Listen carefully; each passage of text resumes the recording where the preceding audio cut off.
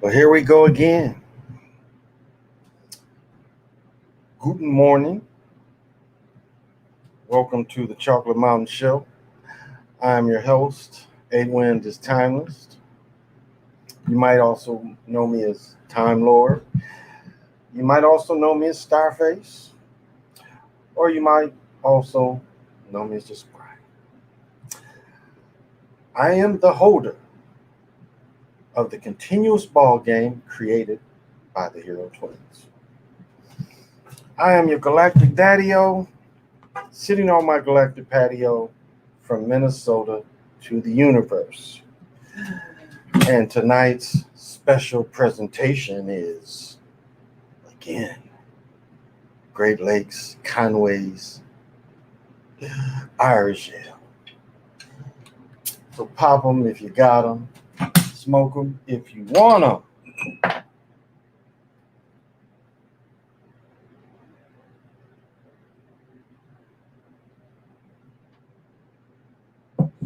And tonight, I'm going to start off with a little male energy. Usually I send out stones, crystals, but tonight I have something for you men. For the man who wants everything.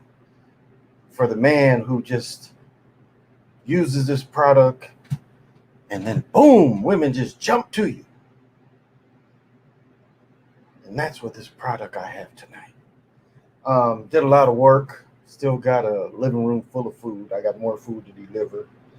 But for my hard work, I was given a gift, and I'm going to re-gift to someone, some lucky person tonight. And this is something that I don't take lightly. I see this and I'm like, whoa, I have to make sure the manly man gets this, because only a manly man would wear something like this. So tonight's special gift to someone out there. Are you ready? Are you guys intrigued? Like, what can it be? So, for the man who needs everything, yeah, for the man who needs everything, I am going to give them the fragrance that all women wish men wore. Drakkar. To the man who needs everything.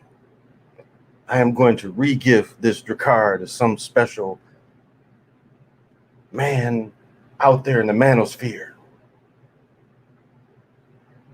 For the man who needs everything. I'm just joking, everybody. Just jokes today. What's happening, James? Thank you for joining. Hey, that's right, Derek. The Hero Twins. Hey, David Sloan. Thank you. Anise, good evening. Thank you for joining. Rocky. Hey, what's happening? What is the weather like down there, Rocky? Jesse Lynn, wellness to you. That is so kind. Laquan, peace back to you, or peace beyond you. Peace, yeah. Is it assalamu alaikum wa alaikum? May peace be unto you as well. Yeah, wa alaikum assalam. I need some singing bowls. Wow, I be trying to go around. We have a shop that just basically sells singing bowls, and it's closer than the Crystal Shop. It's actually where George Floyd was living was in St. Louis Park, and that's where it's a Crystal Shop. I mean, excuse me, it's a singing bowl shop. Because like when I bought this one, I bought this one kind of like from the bookstore, the magic store, and it used to smell like years of being around incense. It really had a good smell. I've had it cleaned and everything. Got a little bit of brass cleaner, cleaned it up. I bought this one in Michigan. My brother had to tell me the name of the shop. I got the card somewhere. And I bought this little one in Michigan. But I bought this medium one here. As you see, this one comes from Nepal. This is all handmade. And as I've said before about these, I mean, these are really kind of in some ways keepsakes, but they're functional, very functional, very functional. And this one's based on like the chakras as well. The blue is your throat chakra. So you can actually get these in tones of your chakras if that's how you move.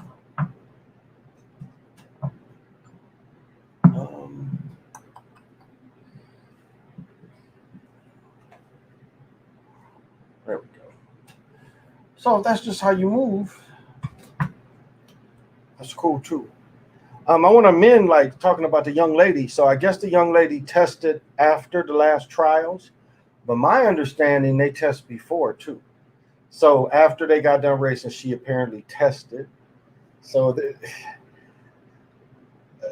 it's a shaming. It's a shaming. You know, most of the world has already settled on cannabis, and it's another shaming. As I said before, she this ain't just she know. They know when the test is coming up. You know, you race, you got a test. So you telling me you went through all of that, knowing that you was gonna get the Ben. What was his name? Ben Wilson. Wasn't that his name? The guy from Canada that ran that 889 and got disqualified. What is Wilson or the Ben? Whatever Ben's name was. Like, okay, you know you took this stuff, but here you go. There nothing will happen, you know, that kind of deal. Like, I hope you take a drug test and you hope you took enough water. It doesn't work like that. It doesn't work like that with anyone. The weather is okay, humid as usual. It was stormy yesterday. Yeah, we really up here in Minnesota. It's been mild, like in the 80s. Like today it said it got high as 88, but I don't remember seeing that.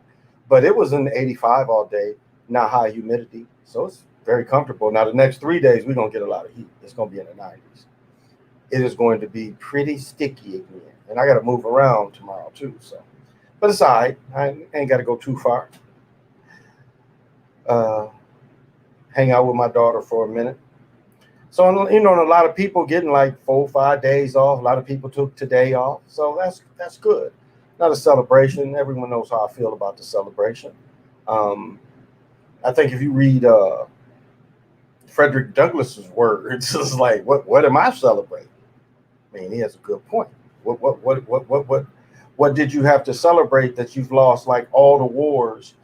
And like one way that the natives kind of held out a little longer because the East Coast people and the people, Florida, some of them states, it was like, within 100 years,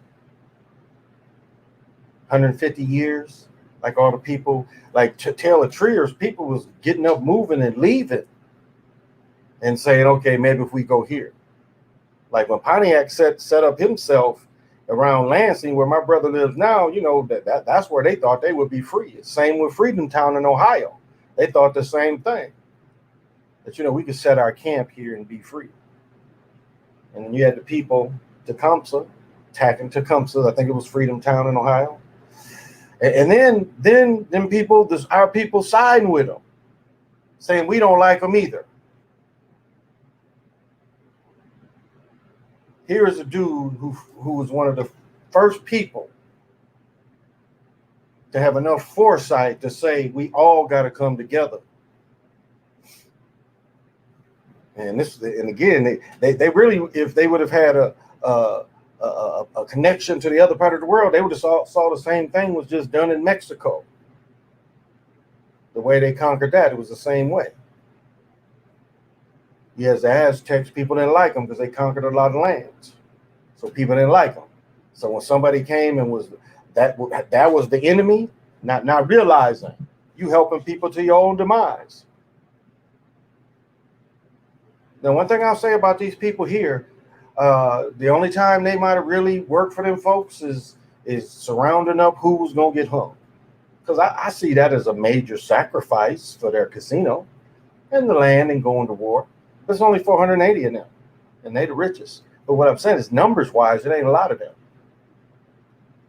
But at least all, like their war ended in Wounded Knee. There was still some holdouts. They kept fighting them. So what is the celebration? What's the cat name? the goofy dude. He's a conservative brother, kind of goofy. But like for him, this is the thing. He's proud of it all. At least that's what I like about brother Nick. At least Nick, even though he serves, Nick still sees the whole history. I don't see Nick like saying, well, we got to dodge one side. Because I love this thing so much. And people get on there where if you don't like it here, you can move on here. Thousands coming. I still don't know how a person can come walk 800 miles and with new clothes on. Still don't quite understand that part of it. That part I don't understand. How can a person walk hundreds of miles and by the time they get to the border, they wearing new clothes? How that work? When if it's 80 and 90 plus, your clothes got salt stains.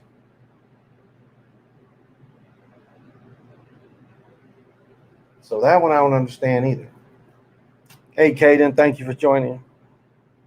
You think we'll pass the Senate bill? Hey, what's up, Caden? Hey, Marcus the Great. You got to give us a little more. Do you think the United States will pass what Senate bill? Give the full question. Give the full question out, and we can debate about it. So just some of my feelings about it all. But I said before, really, for melanated people, we in the middle and they bombing us. That's really what the holiday metaphorically is, and even spiritually.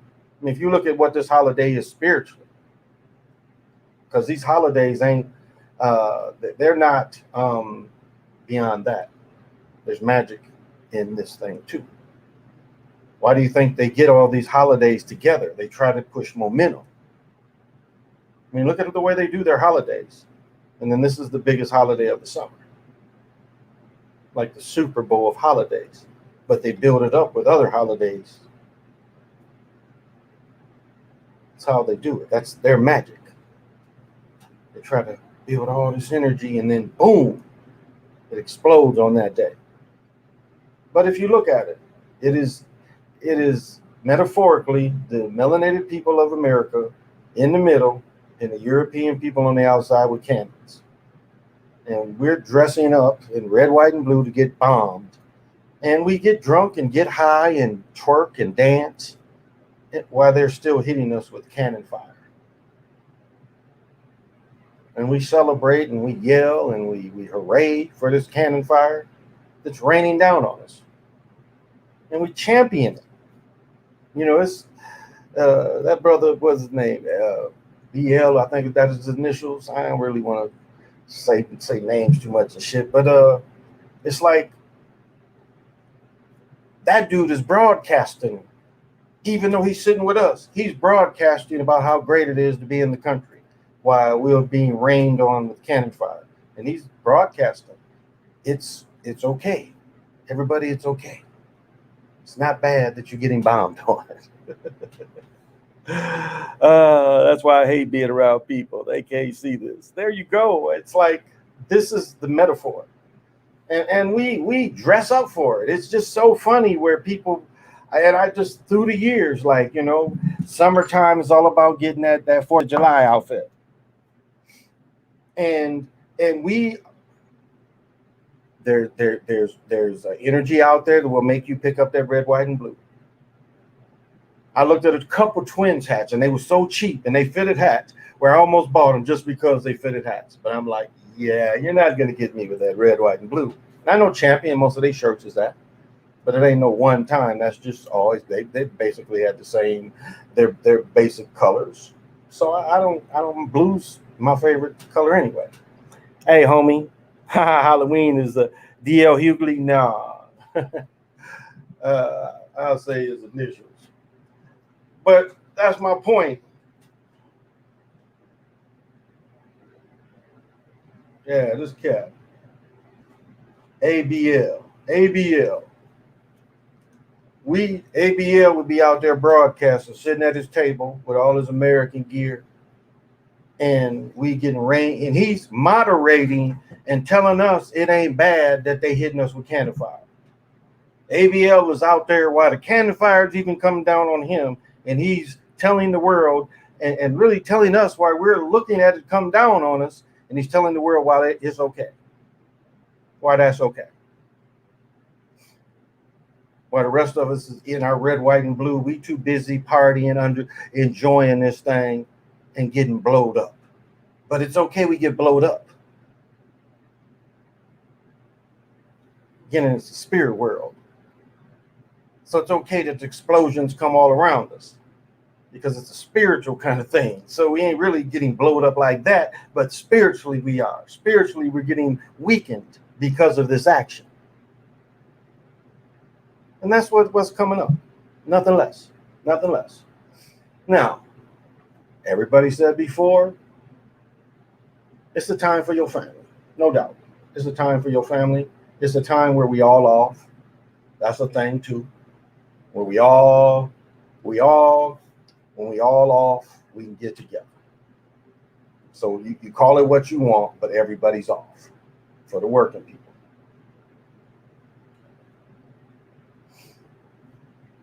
So enjoy your family, enjoy the time off.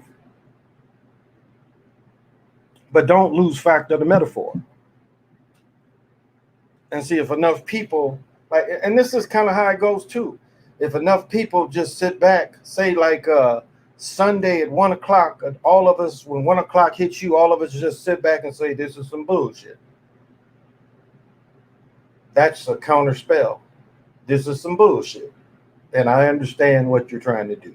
They got the commercial where they're drinking Budweiser and they got the 4th of July cups. You got a brother in the middle, outside of 2 Europeans, and they're toasting to their red, white, and blue Budweiser cups. Or cans, excuse me.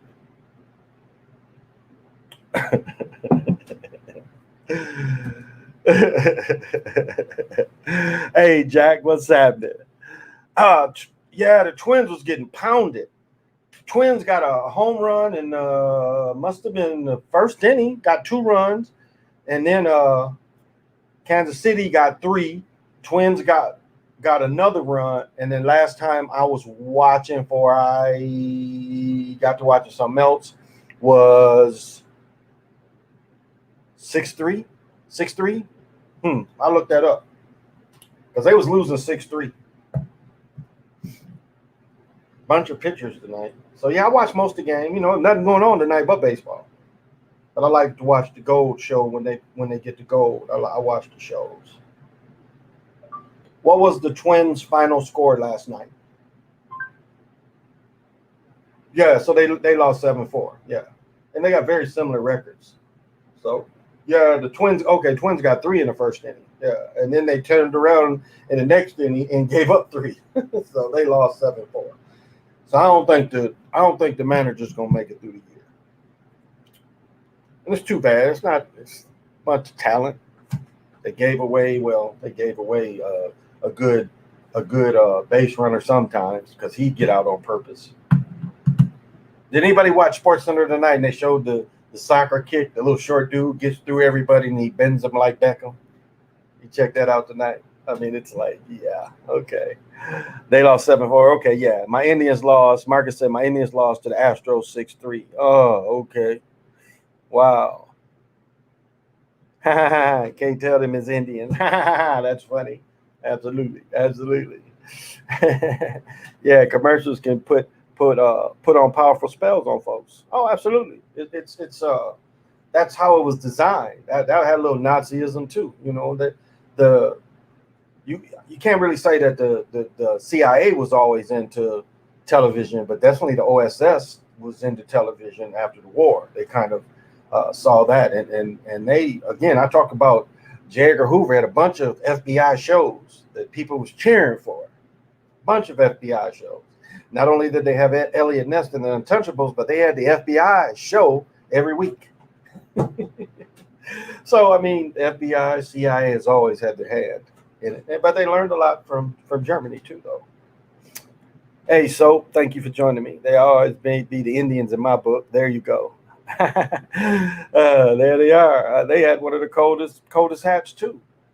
So it's trying to erase as the people are remembering who they are and all the lies are going away. They're trying to erase that thing. As I've said before, how is it to say the Fighting Sioux is no different than a patriot, really, or a raider? It's all the same. So I don't get it. But we get it. It's like erase that now. So there's no symbolism of these people and this energy that goes with it. So I don't see how something called the Fighting Sioux is disrespectful. Ain't nobody talking about getting rid of the Blackhawks name.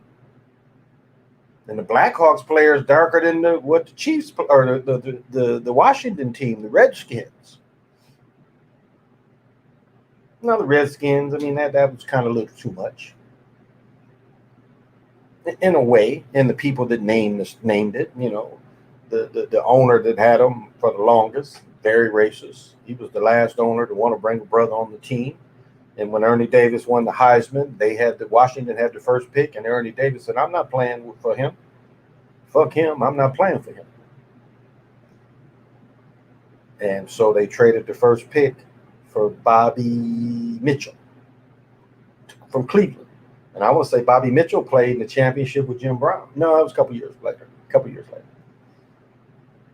But Bobby Mitchell was a Hall of Fame player. And then Ernie Davis, got leukemia and died. 23, 24, something like that. Maybe 22, 23. So, thoughts on the reincarnation? Desires you still hold when you die is what you come back for. A reason to go to desire. I don't believe in anything, but I'll answer the question. Reincarnation, unless, I'll say this, if you reincarnate and your focus is to try to move people forward, that's possible. Could you have that? Could you carry that through death? Again, memory through death. So could you carry that into reincarnation? They appear to have those kind of people. But that goes both ways too. It ain't just for the good. That can go for the bad as well, or to take advantage. You ain't got to go back in time. You take the time in your memory, and then you apply it to the times because you know what you. And the way it can go is what you could do in this year, but if you put it off 20 years, it's going to be easier and you'll make more. I mean, that goes both ways. So it's not just people that can do good, it's people that can take advantage of it too. So they ain't got to be time travelers. They can get in this repeat system. I mean, like a video game, you die to respawn. It's kind of similar. They're trying to show you what it is. It's that easy. And so in the video game, if you just killing in the video game, you respawn and you go back to killing again and fighting. It's kind of the same thing. Highlights of the 95 playoffs between the Magic and the Bulls. Doug Collins hinted basket manipulation on Dennis Scott three-pointer. Yeah, he kind of did. Still got ATL in the finals. I'm still thinking about it, DJ. See how the information comes out. See how it looks as it all comes out. It's interesting. Do you have a link? That was on. It was a 30 for 30 about the Magic, like an hour-long thing on the Magic, and they showed that clip of him when Dennis Scott hit that shot. But like the interesting thing about that is Nick Anderson. Now, you remember, like if you look at Benji Wilson, that got murdered and probably sacrificed, being like the only top player in the country to ever be murdered before he went into college. He was the number one player going into college, and he was going to go to Illinois. Nick Anderson had transferred to school to play with Benji Wilson. I don't remember which Chicago school. Somebody remember, you can put that in. Was it King? I don't think it was King. And then, of course, Benji Wilson is lured out of the school, and it just happens to be a psychopath 15-year-old that is, for very little reason, would just shoot. But so Nick Anderson still went to Illinois, still played the season, went to Illinois. And then Nick Anderson is shamed and can never shoot again after blowing game one winning free throws. Yeah.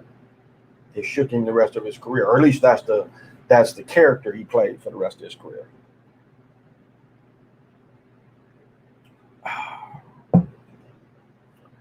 So yeah, it was kind of interesting. But yeah, Collins. Surprised they wanted to show anything about Collins the way he been getting roasted and showing. Is that no? This was not on 30 for 30. I saw the highlights here on YouTube. Oh well. Oh okay. They showed it. They showed that. I'm pretty sure they showed that on 30 for 30 for 30 too. Oh, so you didn't watch it? That dude Benji was a hooper. Yeah, he was a hooper, but I don't know if y'all ever watched him play. Like a lot of times, and people may not want to hear this, but he was hooping where he was throwing gang signs and stuff up too. He'd slam and he'd run down the court throwing gang signs. So that's part of the whole story too. Dunk, and throwing gang signs while he's playing. I mean, it should have been some people like kind of holding that down too, but that was his environment. That was his environment. And plus, he had like punched the teacher or something like that. I think he punched the teacher. He had just lost it. And so he had got suspended. I don't know if that was his junior year or that senior year. He had got suspended, missed a couple games. So that's why it was easy to lure him. I think he had a baby with that the young lady that lured him out of the school. Because that whole story, that was a setup. She lured him, and they knew it. They knew exactly how he was going to act. She knew the buttons to push, and then she walked out knowing he would follow her. And the people that was all painting the picture to getting killed knew the same thing. It was like when they was waiting on Dillinger. It's just the same thing as they was waiting on Dillinger. That's how they did him. They was waiting on this. There's people watching this. It wasn't just random. That wasn't random. Who lured him? Oh, his girlfriend. Yeah, his girlfriend lured him out. They had a baby together. He had a baby. And as I mentioned, he was a hothead. He was a hothead. He had already punched the teacher or pushed the teacher. I don't quite remember, but one of the others. Not speaking bad of somebody that passed, but I'm saying just the things that led him to his downfall, led him to his death, was buttons people pushed. People pushed. This young lady pushed his buttons to lure him out of school because he leaves school. He gets killed right up the street from the school. So he left school to follow her. And there was someone watching all this. It always is. It's like when Gotti killed Castellano. Gotti sitting there watching. Like it's a movie. Like remember Fresh? Fresh set up all the dope dealers, the heroin dealers. And he pulled out a big Snickers bar and watched them, you seeing the guns light up, you hearing them talk and people shot. The same way with him. He wasn't going to make it. He wasn't going to make it. Yep, Ben Wilson. So now, who are you talking? So that's Benji Wilson, Rocky. Yep, Ben Wilson was the player of the year. Wow, what? Nick Anderson, I'm trying to think, 87. Yeah, so it had to been, wow, he probably graduated from high school 84, 85. Trying to think, Nick Anderson with Michigan. So Michigan won what, 88, 89? Yeah, so probably 85, 86. He was the number one player in the nation. He was the first number one player in the nation out of Chicago and was going to go to Illinois. And Marcus Liberty, Nick Anderson ended up going to Illinois. Marcus Liberty. Illinois had a stacked team. Nothing ever coincidence. Wasn't a coincidence. From Chicago, Simeon. That's right, Chicago Simeon. Yep, thank you, Marcus. Yeah, Simeon. And Nick Anderson transferred from somewhere else. And Nick Anderson did play that year. He ended up playing. Lorenzo say child probably wasn't his. It's always that too. I didn't watch baseball, but why do 80% of the teams have a horrible record? Outside the Cali teams and a couple other teams, every team has a trash record. Like you look at, I'll tell you another tale like that is, you look at the pitchers, and like most pitchers when they come in to relief, these cats is like EPA be 5, 6, and then they talk about how well they have relief pitched, and I'm like, but they relief pitched to like almost 5 earned runs per outing. So yeah, it's a lot of And the baseball at other levels isn't really as quite always bad. Like comparatively, they're not that bad. Like they televised. Like I had the hat on of the St. Paul Saints. They televised the game last week. They televised the game tonight. Probably was last Friday too, maybe early. But they televised, and they're independent league basically. They're an independent league. Oh, and before I forget, A&T has moved to the Big South. I think that's called the Big South. So A&T is taking a step up, playing with the big boys. Hey, MJ, strength back to you. Thank you. That's very kind. Uh, so I guess my point is this: it's just some of the stuff just don't stop. You know, it's like if LeBron's mom would have lost him, it's the same thing. I mean, it was that impactful. Here's these people thinking that the chips is all coming in, all these basketball practice picking up and go to these games is about to pay off, and you just don't make it to the finish line. Now it's not as sad as Len Bias, because Len Bias was there. Len Bias got his bonus money and he got $1 million check for Reebok. He goes and buys a new 280Z Nissan, and he buys. Some people say he bought an ounce of crack. Some people, the same book says he gives both scenarios. He either bought an ounce of powder, he bought an ounce of crack. Both stories are told, but the powder was like, you really couldn't even get that kind of powder on the street. But my point is, he had even went to the Celtics practice when he went and got his bonus money and signed his contract. He went and shot around with him. He in there shooting around with him. They happy to see him. He got to meet the players.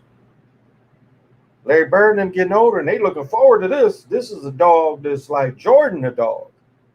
And that's probably too why they took him out. Because I don't think, like, people don't forget how much Bo Jackson was kind of taken away from Michael. Like, I watching the 30-30 about the Magic today, and they were saying how Penny Hardaway with Little Penny was at one time kind of competing a little bit with Mike as far as Nike endorsements. Penny had a year or two run like that. But Bo Jackson, at one point, his commercials started being more expensive than Jordan's.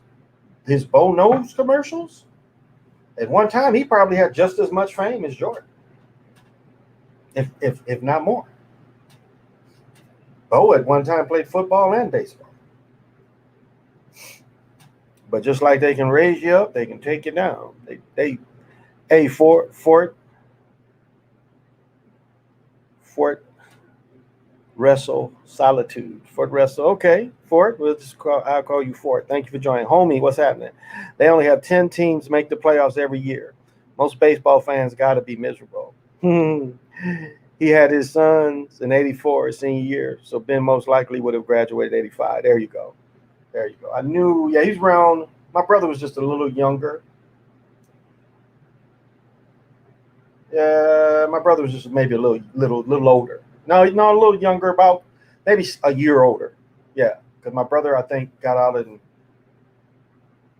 84 too, 83 or 84. So my brother's around the same. But my cousin lived in Chicago, so we was, we go check him out. And yeah, my cousin's like, watch this. And he made a good play, sure enough. He throwing signs as he run down the field. Run down the hoops. I was like, well, okay.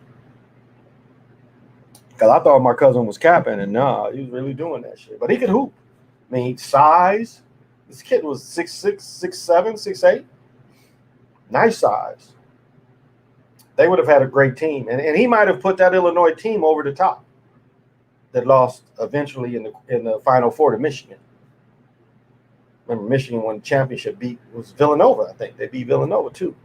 You seen Magic and Isaiah Thomas all colored up, giving each other eyes, calling on each other boos. DJ, that's funny.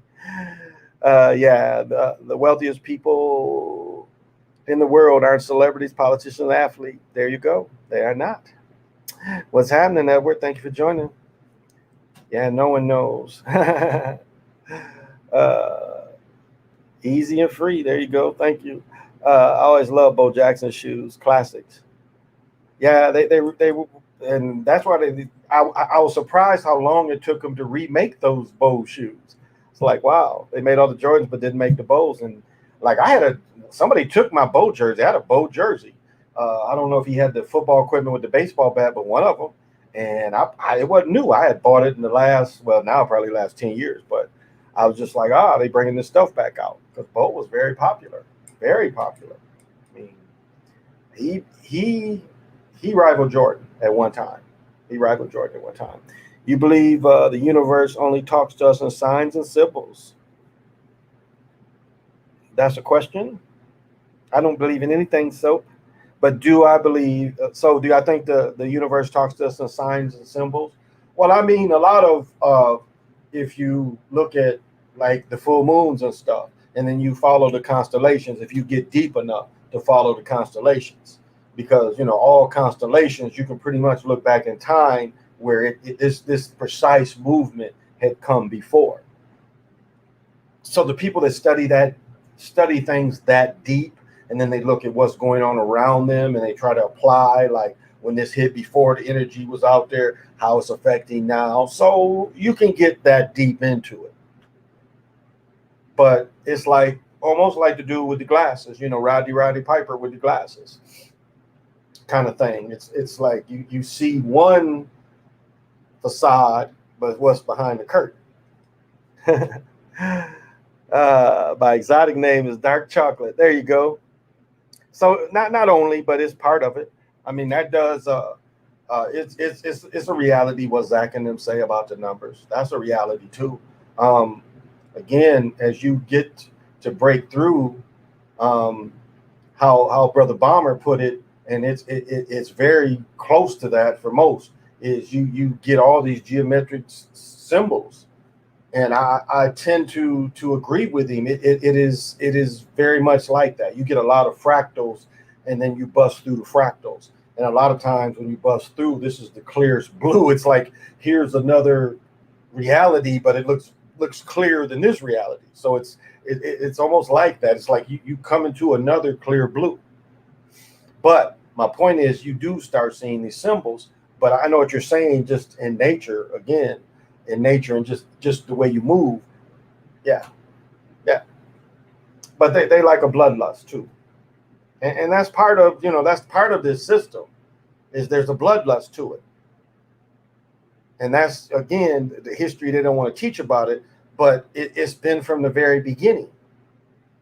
That thing as when the Europeans came over here. That bloodlust has always been.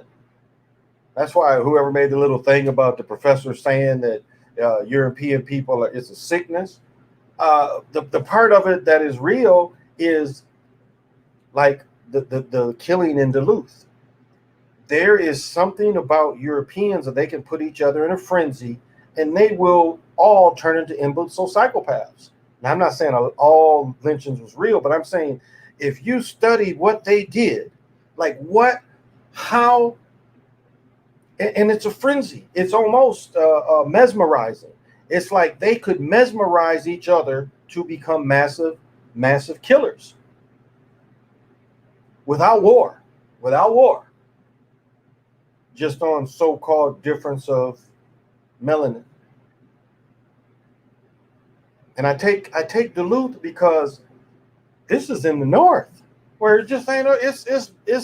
It's people that was beat and finally found a place to be left alone. And so it was our people here, but not in great numbers. And then the same rumors, the same Karen information spreads through. And it puts them in a frenzy. And again, I'm not trying to single out anybody, but I'm saying if you look at the history of what that professor was saying, it is a way where they would be put into a frenzy over the same kind of Karen story. Somebody melanated messed with one of theirs.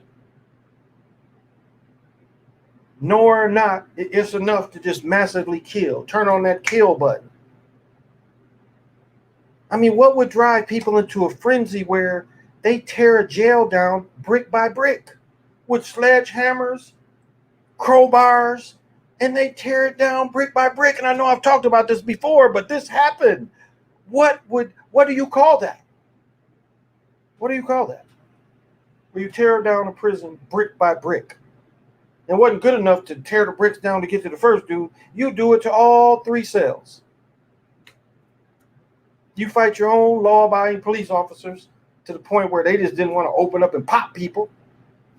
So they billy club and fighting them, but they got overwhelmed. They only had a force about 10, 15 people, 20 at the most. And the gangs of New York shows a little bit of what happened in New York. You know, the conscription, where they say they just slaughtered a neighborhood of melanated people. And they wasn't even mad at the melanated people. They was mad at Lincoln for making them the draft and saying rich people didn't have to go if they could pay somebody. Conscription, I think it's called. But all of a sudden, it's an attack on the melanated people in New York that used to live in them. It was their lands. This is the 30s, 40s gangs of New York, maybe a little later. No, Civil War, so 1860s. This was during the Civil War.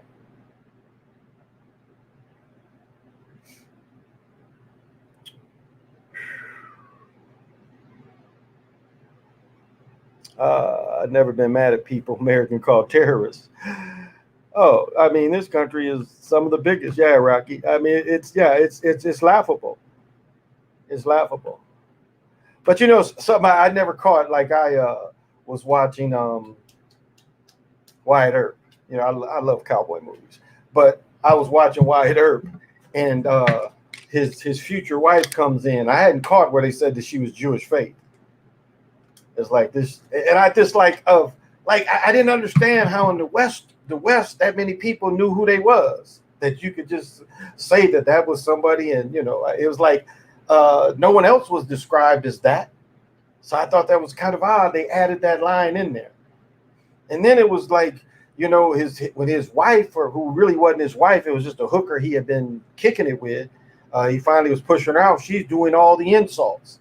You know, all the Jewish faith people insults. And I'm like, wow, okay. This is interesting that these insults like that. I was kind of surprised. It was surprising. I was like, okay, that they put that in there. But this is the history. Sean, thank you. A global bipolar mental illness. I mean, it's one thing to go to war. That's a nationality thing. But to just massively murder, like lynching was allowed in America, is just an unbelievable frenzy. It really is. It's a type of frenzy. And I don't know where you can really look at where the melanated people really ever fell in that frenzy other than defending themselves. Now, the Floyd thing was a thing that it was beyond that. I mean, it was just so much. Again, this is a test case. We sat through the Young thing, Castile. So this was the test. They was testing this area, and they didn't anticipate the world outrage. But it was like everywhere looked at the beast and said, this is how all of us been treated. And I don't think they anticipated that. And a lot of countries are still on their heels over it. Because it bit a big hole in the propaganda that was going on in the time. They put the propaganda on hold for that. But let me tell you, one thing that it reminded me of is when the King thing happened. You know, people in Atlanta went crazy. When the Rodney King thing, they was like, hey, this affects all of us. But the whole world beat back at the beast. In some ways, shook the beast. Now, did the beast invent that thing and put that thing in motion? Could be. But it didn't expect the outcome. That was an outcome they didn't anticipate. Now, they had their people ready to sabotage. Once it started going, the sabotage people was like, okay. Because even if they put it in motion, they knew something was going to happen. They knew there was going to be some type of outcry. I don't think they anticipated. And then it's funny. I watch all the news, but it's funny. They was like, well, you know, the city's going up in flames. And then the dude frying the Chicago Bear, oh, he was baking her. It was, he's telling her 35 people got shot last night. And then she's talking about statistically saying that the numbers showing crime is going down. It was like 35 people got shot last night. And she tried to over talking and she said statistics. That's just like saying the science. But she said statistically. He said, lady, look out your window. 35 people got popped last night. 72 in some days. So don't tell me about statistics. But that's again that they playing that thing where you got melanated mayors, melanated police chiefs. We blame all on them. That is a thing. That is, and we know who doing the violence. Are scared of genetic annihilation. Yeah, that's what Dr. Francis said. Lynching, prison industrial complex, biological, chemical warfare. Exactly. To slow down. Because that's the thing I don't understand why they want to bring all them people from South America and Mexico, because those people don't hold up when it to having children. I saw a lady that was trying to immigrate. She was like this. So how far did she come from? She can get up to the immigration line and she's like this. She didn't come from that far. The illusion of duality is the cause of mental illness, us versus them. Yeah, and not that you, no matter what you roll with your brother. That's that Cain and Abel stuff that certain people put out there, which was a copy of the Hero Twin story, but they made it do the opposite. See, they took the opposite of the Hero Twins. They copied it, but they took the opposite approach. No, we're jealous of our brother. Our brother has something better than us. We're jealous of our brother. But I'll say this about melanated people. So the 15-year-olds, again, what we are seeing is we're seeing the people we're seeing as young people. A lot of these people now was raised by crack parents and maybe living with the grandparents. But that dysfunction, from very young, dysfunction.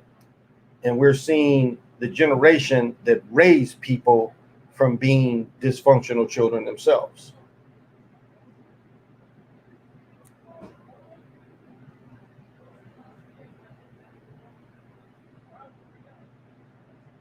I'm just listening to my son. He's talking loud. I think they just bullshitting. What do you think about troops leaving Afghanistan? I'll say this. If you study when the Russians fought over there, Russians took a bunch of tanks and stuff. They took a bunch of them Bear helicopters that could just really penetrate anywhere. They had so much firepower that they really thought that would break the backs. But as something as cheap as a Stinger missile could take down a damn near $1 billion helicopter, I mean, that evens the playing field. It was just like the SAM missiles even the playing field for Vietnam, North Vietnam. The Stinger missile made the playing field equal.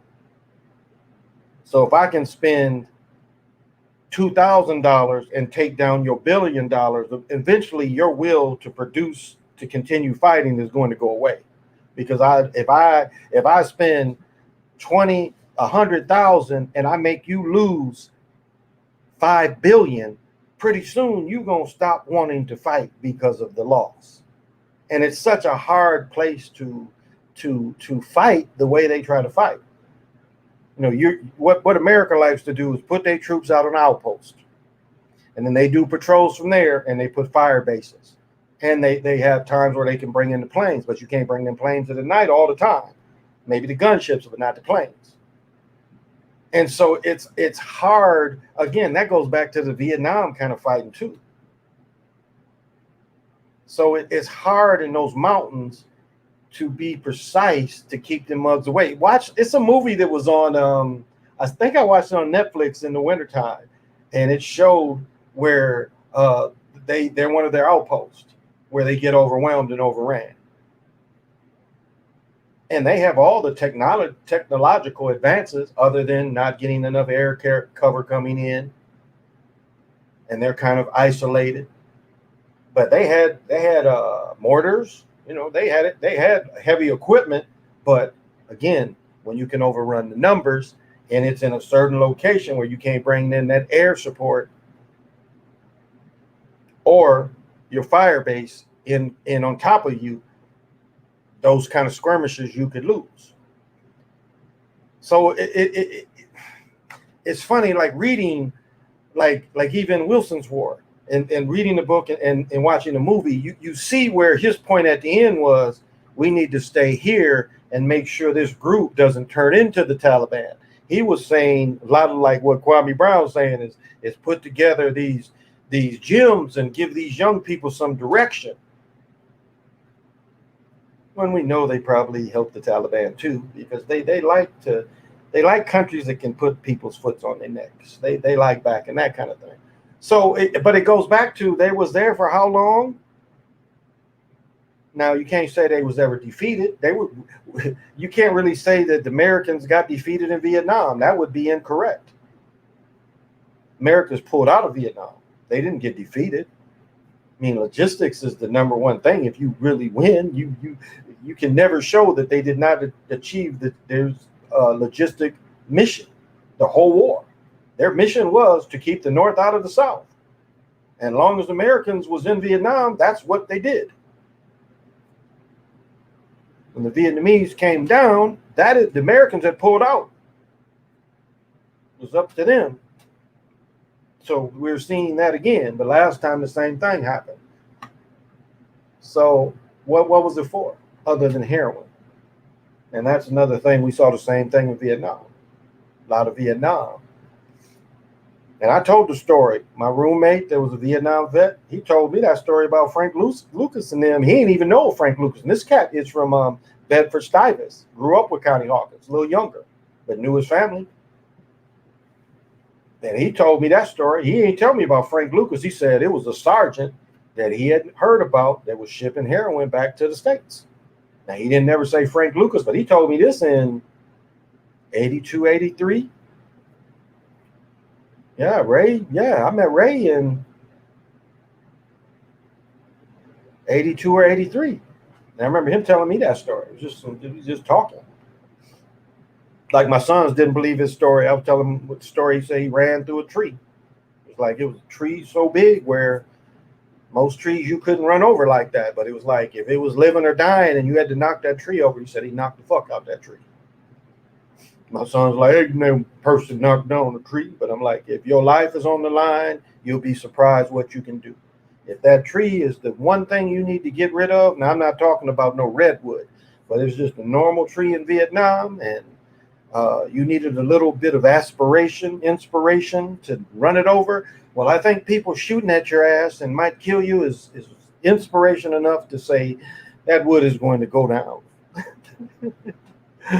The movie, The Last Temptation. Yeah, I talked about that movie a little bit last night. I actually watched that movie, loved it. It's interesting. What's interesting about that movie mostly is when he comes off the cross, and he looks to the little evil thing that's supposed to be the beautiful angel just by looks. And he's like, I'm not the one. And the angel tells him no. Now, before he had to be told, he thought he was the one. But the deceiver told him no. Why would you believe in the deceiver? You already knew you was the one. You ain't got whipped and carried the thing there to lay there and saying for somebody, you had did all that because you knew you was the one. But it gets a little bit into the family that they say if it's a total story. The French, Maravicis. I mean, that's kind of the story you see. It's their story about that. And then because he didn't do it, the world was in chaos. And he's like, I'm ready to go back up. I understand. But those people didn't like it, though, because it didn't show them in a good light. It had him murking an innocent man. So they didn't really like that at all. Remember, Mel Gibson put that movie out. And those people didn't like it. They weren't very happy about it. because it makes them look like you directly is the one that murked them. Why would you murk your own? All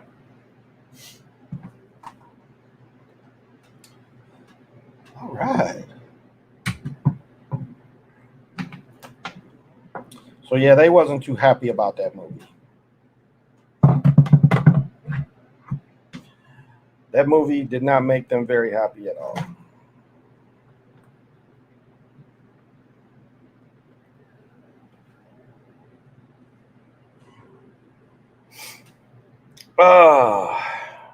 The Matavichis. Yeah, that might be how you say it. Matavichis. Ike Anderson, Sergeant Smack. There you go. The Metavichis. Yeah, that was probably how you say it. Yeah, we talking about the Passion of Christ.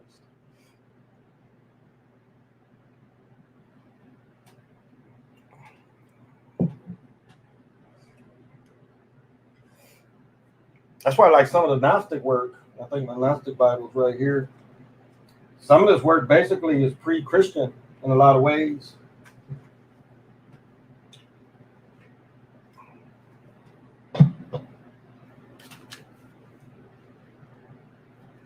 Like again, the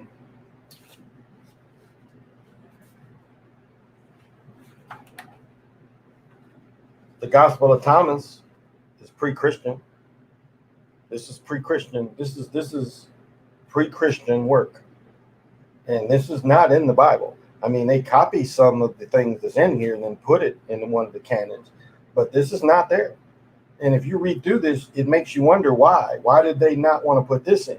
Well, this is actually some of the pre-Christian Christian type of work, type of thought that Yahshua thought, because it's called, these are the hidden sayings that the living Yahshua spoke, a Yahunda Toma, the twin. So even he had a twin, which is the hero twins. And in this regard, the hero twin is one is kind of, later they put him as the doubting Thomas. But here he's just kind of like, okay, keep going with it. So do you see how they turned the doubting Thomas from Yahada Tama? So it's Yahshua and his brother Yahada Tama. But again, the point is this being pre-Christian. And so if you feel Christianity, this is something that you should accept as the odors work of that. And some of the other things. I mean, the Gospel of Truth is a really beautiful written. I mean, it's very coded, but it's beautifully written. I've got 2 copies. This one doesn't have the Gospel of Judas. The Gospel of Judas wasn't released. And even in the Gospel of Judas, if anybody's ever not, and that's, I think, even pre-Christian. But in the Gospel of Judas, they kind of sit back and he tells Judas, you got to do this. This is your fate. Your fate is to do this. Why would I be mad at him? Remember, he lets him go on several occasions. And he's like, why would I be mad at him for him doing what his fate is? This is what he's supposed to do. This is what his historical significance is. He's playing his part. For me to do what I need to do, he has to do what he has to do to set this in motion. And that's how it's written in the Gospel of Judas. He's not looked down upon. He's not a betrayer.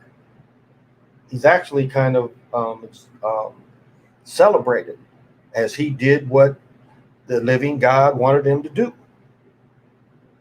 So the living God celebrates that. He's telling them, don't look down on him. He did not betray me. That he's doing my will. So, what are the individual names of the hero twins? Well, there's actually 4 names that you really have to take notice of.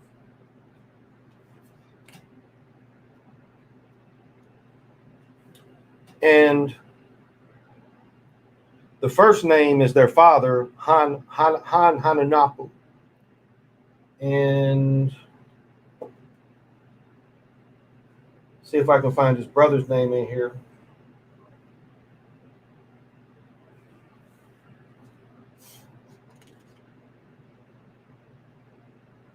Oh, yeah, okay, here we go. So the first two names to take note is Han Hununapu, which is Hunahpu, and his brother Vakam Hanunapu. Again, we have the brothers. And they're the first ones that play the game, and they're so massive that they disturb the gods under the earth. And so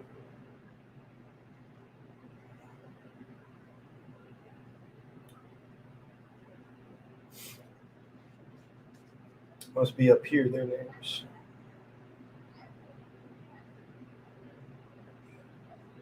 And then their mother is it's Xuie. I think it's Zeke. Zeke, I think is how you say it. I think as my daughter said. And so the hero twins' name are Hanupu, which is Hunahpu, and I think it's Zablanque, Xbalanaque. So it's Hanunapu and Zablanque. And but what's interesting is when they shapeshift into these monkeys, their names even change into Hans Bats and Hans Chin. But these are still the same two brothers. And there's a small picture of them together. But you can find like if you just look up, go on Pinterest and just look up the hero twins. There are several pictures. There's a little picture here though that was on a vase, I think. Maybe here. No. But this comes from this.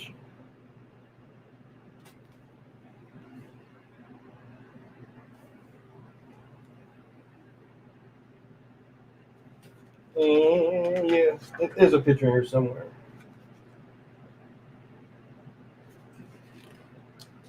So yeah, you can look up the Papaival, and it tells you. But there was a little picture in here of a vase. But very common. To see them on Mayan pottery is very common. Here we go. This is their father in the middle, who is represented as a cornstalk, and then the sons are on each side.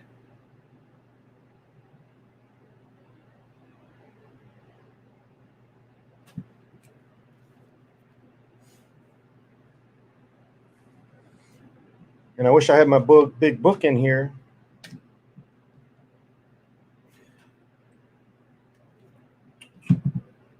I don't think it's in here.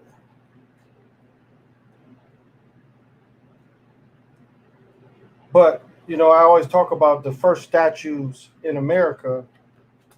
The oldest statues in America are of the hero twins. And let me see if I can pull that up.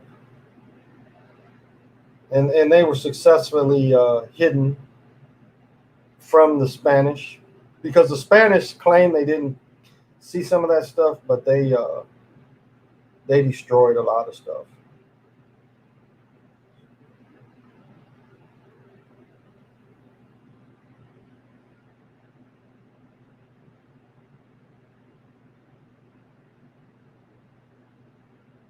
And you can go on Pinterest and they show, but they don't show the statues that I'm looking for.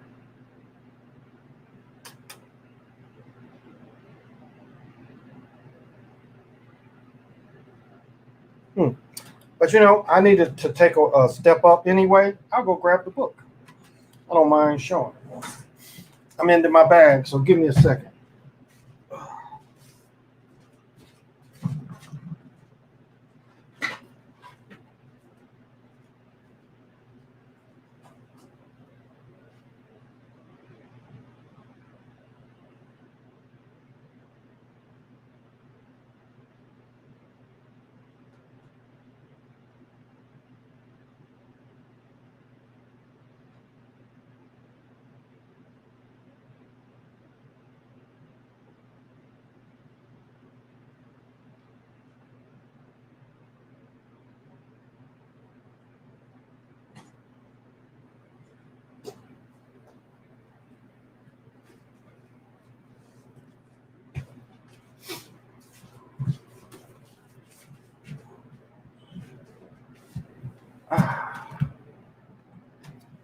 Always good to stretch my legs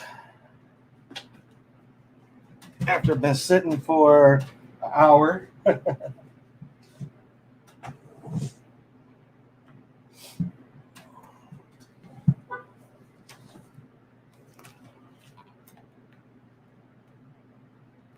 I want to show this one too. You can buy this character here. It's interesting. They call it the Wrestler, and you can actually order this. I think it's Etsy has a copy of this. It's actually the first real description of a ball player in the world. It's basically this.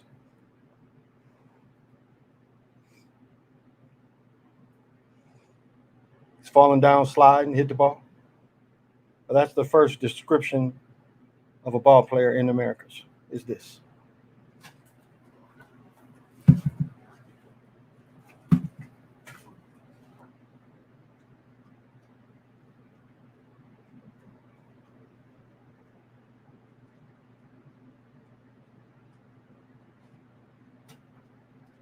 And one book has the picture in black and white, one has the color, so this one might not have that particular statue in color. I see all the heads.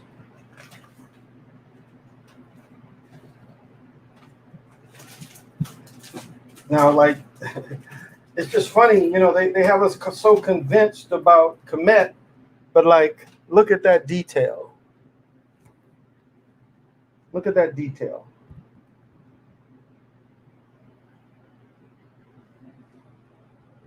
And this is, see, this is the ultimate Yanni, or the ball player, or their example of how they are part of the hero twin tradition.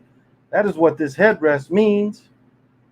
It's the headrest of a ball player. The ball player was also the holy person. He was the Yanni.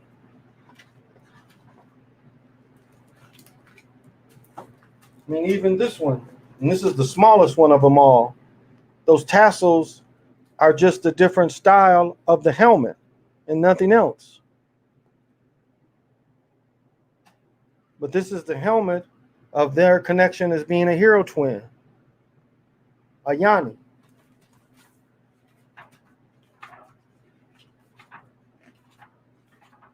No, not even this one. But again, same thing. He just wears the ear spools, but it's the same thing.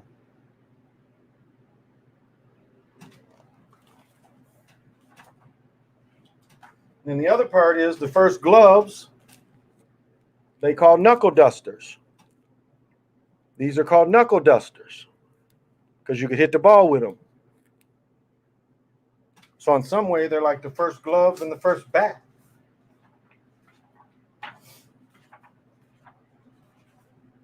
Now this thing was so powerful, they tore it off the cave. This was over a cave. And this was so powerful, some type of gate, that they tore it off. But again, it's the Werebaby,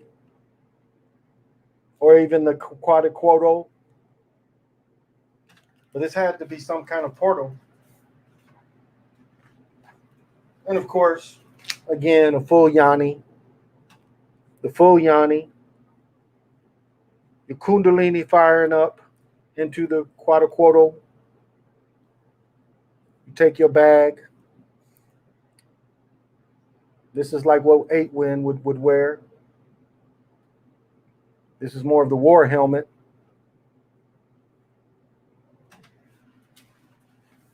So it's like the whole religion. It's not in this one. It's in this one.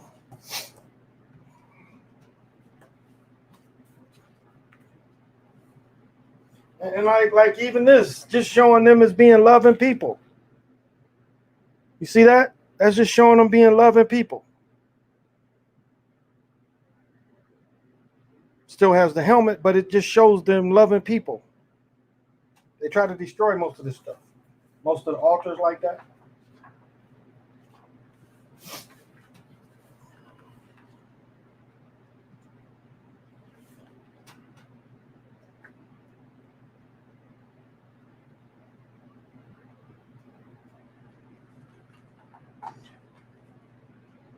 I'm a super goof. This is the older book, right? This is not the LA book. This has got to be the older book. No, this is the newer book, so it's in here. I just got to find it. But some of this work is just really unmatched. It's fine as anything you'd see around the world.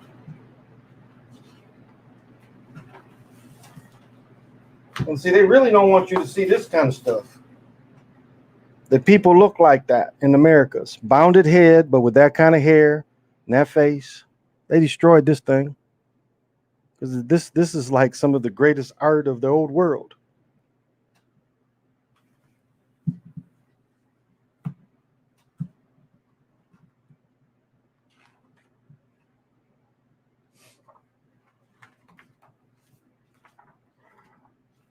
And I can't find what I'm looking for.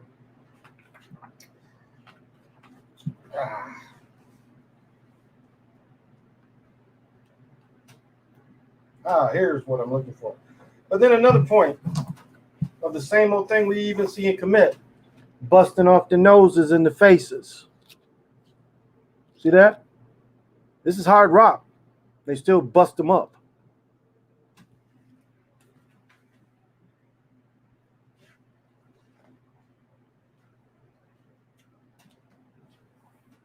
And this is the first, these are the oldest statues in the Americas. And beautifully, our people hid them from the Europeans so they couldn't destroy them. Because they would have destroyed this. Again, you see the same sacred helmet of the ball player. And these were once on some type of monument, and they couldn't save the whole thing, so they were able to take these. But this is the representation of the hero twins. Probably the finest representation of them.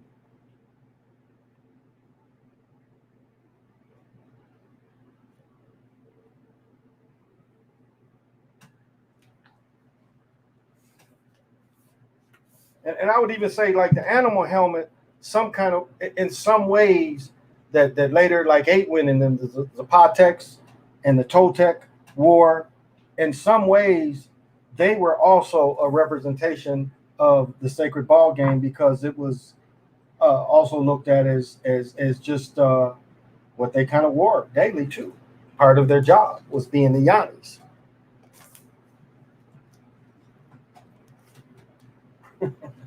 Now, what to do with these giant books? I don't think they'll. Yeah. Squash. Okay. So I'm sorry if I missed anything. Those evil keep their eyes on the ball while the good drop it. Adam, what's happening? D. Cooper, what's happening? Oh, good evening, you. Monkeys. Akin to Shu Muting, the Monkey King. And I've talked about the Monkey King too. It's ironic that those evil, yeah. We're baby, man, jaguar, Black Panther. Wakanda is the code name for the omen. Strong features. But it's just, this is a whole religious thing for us. It ain't always just about winning and losing. It's about character building. And even the ball field is a spiritual place. And I'm the only one that says that, and people don't understand. It's a spiritual thing. And that's why I show this corruption that they've done for a spiritual thing, because it's not even looked at as spiritual anymore. It's like when I tell the story of my college coach still told the Lord's Prayer, and you see the spiritualness of it, and you see the luck that you need, because you potentially can be very young and have an injury, and it ends all your things. And so it is like no other sport in that regard, where you could have contact that could pretty much, it's killed some people, but it could pretty much end your participation in it in a blink. And in the true games, the games you see that aren't fixed, you see this. You could see it in people's faces, the people that could take the pressure, and the people that would blow up, couldn't do it, couldn't perform.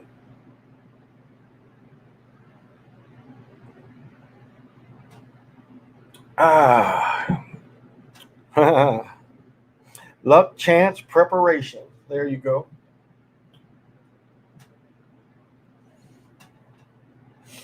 So, when I say I'm the holder, I take that serious, because again, for depression, especially loss for a child, that is what we see as a lot of ball fields they show is these grieving places, because they took that very seriously. And if you read all the literature, they tell you that they build ball fields for this. You go into the not the Bodhi, but the Bodacious, the Codex Bodacious. You can find that in there in the creation story. They put a ball field for the grieving mothers and grieving people in general. It's part of it, because the energies always go. The energies stay there. I mean, each player that goes to a given high school or even college or even pro, it's a part of you that's left at every level. And it's a part of you that energy is transferred. As I talk about at my high school, I was the first person really in I guess modern times in the last 40 years that put the being able to jump and float and punching on a person. And they can't take that away from me, because the dunk had been outlawed until I was going in 10th grade. So there was no one else that had done that. So I was the first one to really do that in my city, that grew up in the city. But my point of it is, I put that energy there. And so those that are gifted can feel that, and they can use that. And I've had friends I watched that sure enough, I had a dude, he had to study me. As we got older and we played semi-pro together, I would just be amazed how much he picked up from me, because it was like almost watching me, a different kind of body style, but watching my moves. And it was like, wow, he really studied me, and he made what I did his. As I watched people too and picked up things they did. But my point is, that energy that you put into it is going to be there for others as well. I mean, why do you think, okay, look at this. Now you know they end up putting statues up. What do you think they did it around the Roman Colosseums and the Roman Colosseums around Europe or Italy, when they would build their Colosseums? What do you think they put up there? Hercules. They put up the same type of statues, because again, it's trying to feed off the energy. So when you put an ex-player statue there, everybody can feed off that energy. I mean, look at okay, check this out. Remember when the Saints wanted, it was a punt block, and they made a statue of the dude who now is a paraplegic, whatever you call it. He's just he has, I think, ALS disease, and maybe he's passed, but his play is a statue. Nick Foltz got a statue up in Philadelphia. Was that a great play that deserved a statue of the coach and this quarterback that really wasn't starting? He started because of injury. Why do you think they wanted to tap into that? And then you have to think, why did they put that up over the punter punt blocking the ball? There's a lot of greats that could have been that played in New Orleans, but this dude, for one play, he gets a statue. Why do you see? It was him. It was the energy that put into the thing. So they wanted to keep that energy alive. Cartoon Super Friends, Wonder Twins, Zan elements. Yeah, Wonder Twins activate. Yeah, they're definitely feeding on the Pop Evolve energy. Awareness, arousal, output, input. Simplicity is the foundation of wisdom. That's well said.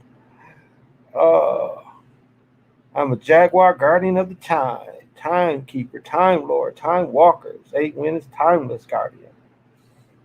And as I was saying, like now, since even my own how I evolve, how now I do my prayers in the directions, and it's really I've gained a lot from just doing that, just activating this, and it's like I say, you have to really practice it, but also you have to have that as your intention. You really have to have that as your intention.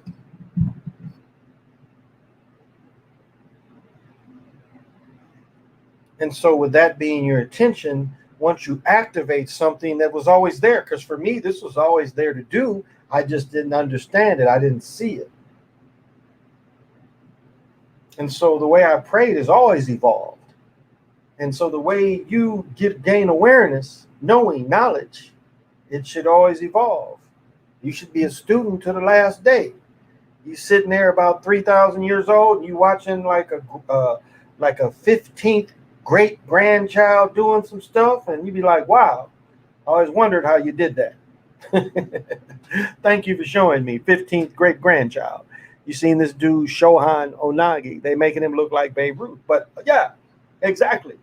And that's the energy they put behind him when they brought him here.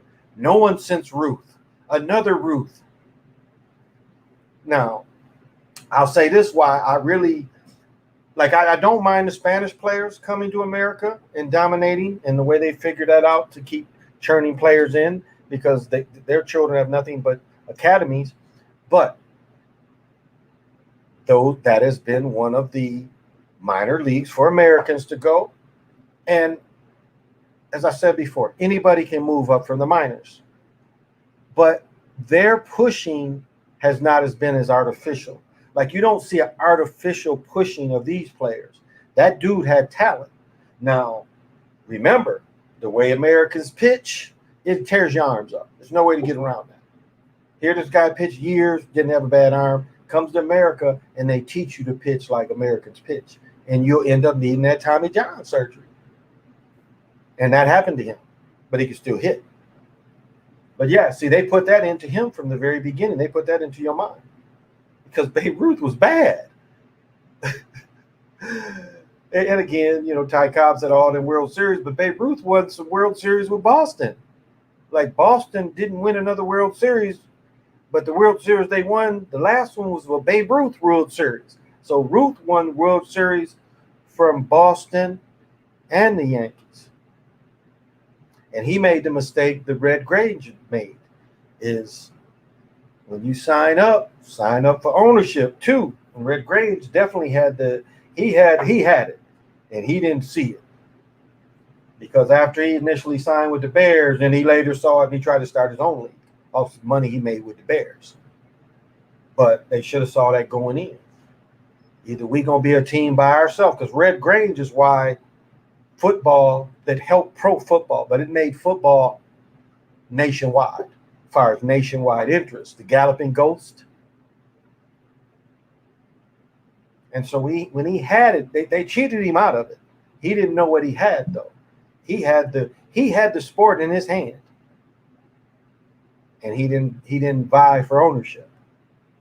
He didn't vie for something that his grandkids could still profit off of him.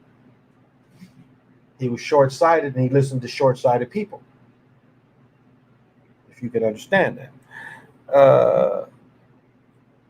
What's the name of the book that you displayed the names of the 4 hero twins? Oh, yeah. This one? And this is, it says $16. You can probably get this for $10. The gods and symbol of ancient Americas and the Mayan. And I'll tell you, I like about him. I'll say this: when he talks about the omen, he does not. He tells he's like they don't give the omen enough credit. Let me show you this map. I know I'm jumping all over, but let me see if I can find this map quickly in one of these books, so you can just understand how they have to lie to you to understand this culture. I always want to show this too.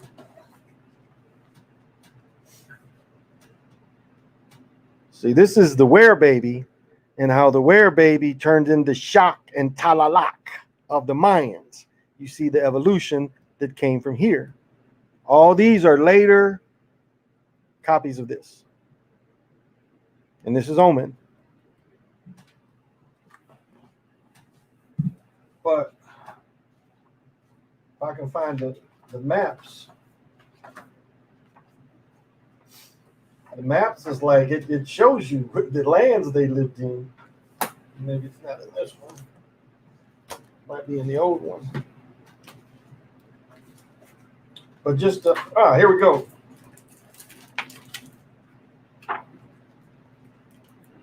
So we have Gulf of Mexico, Pacific Ocean. Okay. So if you take the smaller map, Guatemala, Mexico, this is all where they was. All in here, both sides, both sides, both sides, all the way in Belize, all the way in Cozell, all the way down to Nicaragua, all the way down to El Salvador. This is the state of Tabasco, I believe it's called. So the Mayans was here in the Yucatan. The Aztecs is up here in Mexico, up here. The Toltec would be more in the mountains. So, yes, they're separate people, but it's a continuation of one. They were everywhere. So we know they came into the Americas as well. And this is just the stuff. See, what they base that on is the stuff that survived. That's what they base it on. They base it on the monuments that they found, the stuff that survived. That's all. And of course, if they found it much northern, they want to hide most of that. I'll thank Dr. Winters. He shows one of the things of the Mississippi Valley people that is obviously Omen. And that's the correct name. It's Omen, land of the rubber people. It's not Olmec. That's the commercial name. It was easier for people to remember Olmec or Olmeca. It's Americanized way of saying Olmeca. It's Olmeca Cabaza, big head rubber people, big head Olmec, big head rubber people. That's so. Little history lesson, but it's this is the spiritual system that continues, because it continues with him, the original Starface. Because again, this is the Omen part, the jaguar jaws. This is the Quetzalcoatl. This is the Mayan part. And so this is like a portal, because basically it's the night gods that's put around here. Motion. You see the motion sign. I know PNF is always talking about the X, but the X represents motion. That's what it means. In ancient America, it means motion. It's like the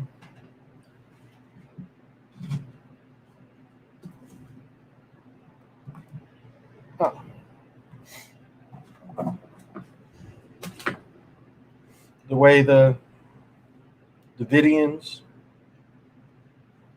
Brahmins, Sanskrit, the way they show it is like this. It's the same thing, motion. This is this, but in reality, this has 8 prongs. So they show it in motion with 8 prongs. But you can get the 8 like this. This doesn't give you all the energy. This does. but this is the same X. This means motion. So if you see this around the world, that is what they're showing you, a symbol of motion, of movement. And of course, it's how it's put in. Of course, you got to look at it like that too. But universally, that's what this means, motion.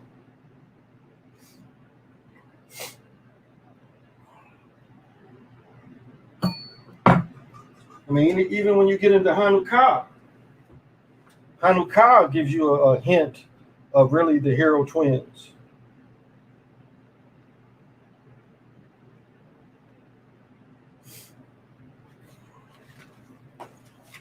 So even if you get into Hanukkah, that's kind of like even the hero twins energy, but much older. But it's basically showing the twin. If it moves, we count it, but you see how it's counted.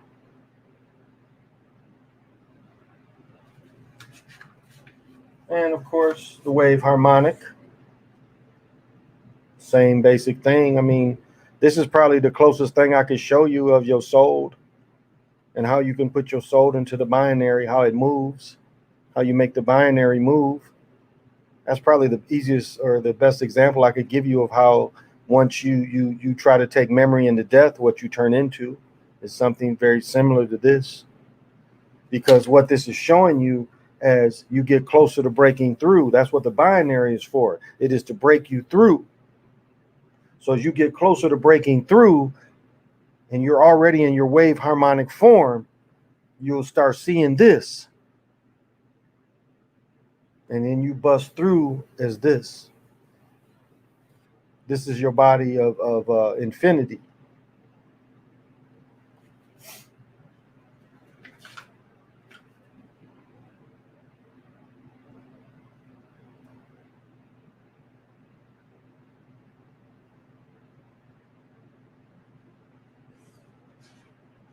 This is another picture of Starface. It's funny, it's a picture of his mom that's very similar to that. You see her where she's putting the needle through her tongue.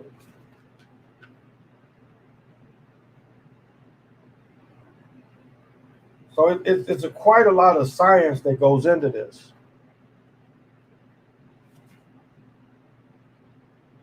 And so, you know, even when I practice the date, I mean, for me, the reasons why I give out the date and I am so interested in the Mayan dates is because this breaks this reality to show you there's a much older continuation of time kept than what they want you to be keeping time on Julius Caesar's calendar. They want you to give time unto Caesar because that's what they use. That Caesar stuff ain't really went away. The Pope is nothing but another Caesar. That's who they imitate. That's why they stayed in Rome. They imitate them.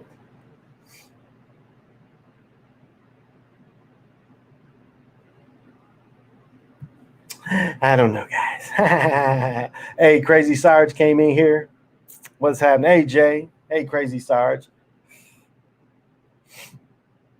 I know Crazy Sarge is saying they getting rain and we ain't seen rain.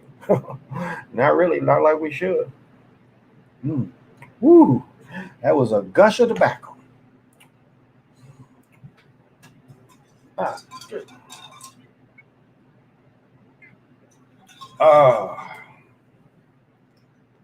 Man, Crazy Sarge, if you use that CBD lotion, I'm wondering if I'm going to look at other places, but I like what I use. I mean, you're talking about getting into the joints.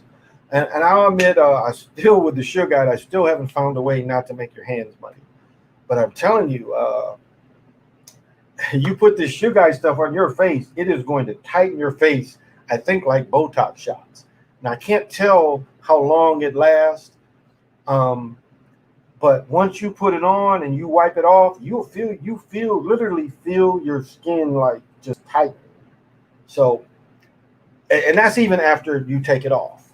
It still gives you that firmness. So but with the lotions, I haven't been able to quite not make my hands black.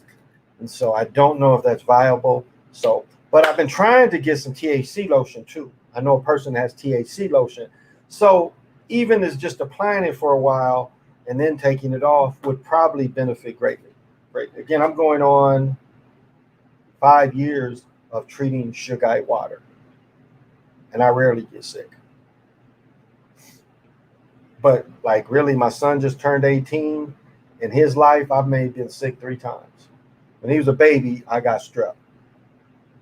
That was probably the last time I really felt sick. Was when he was a baby, I got strep. I laid on the couch. It was like Christmas morning. I was stressed even the whole thing, but it was like Christmas morning.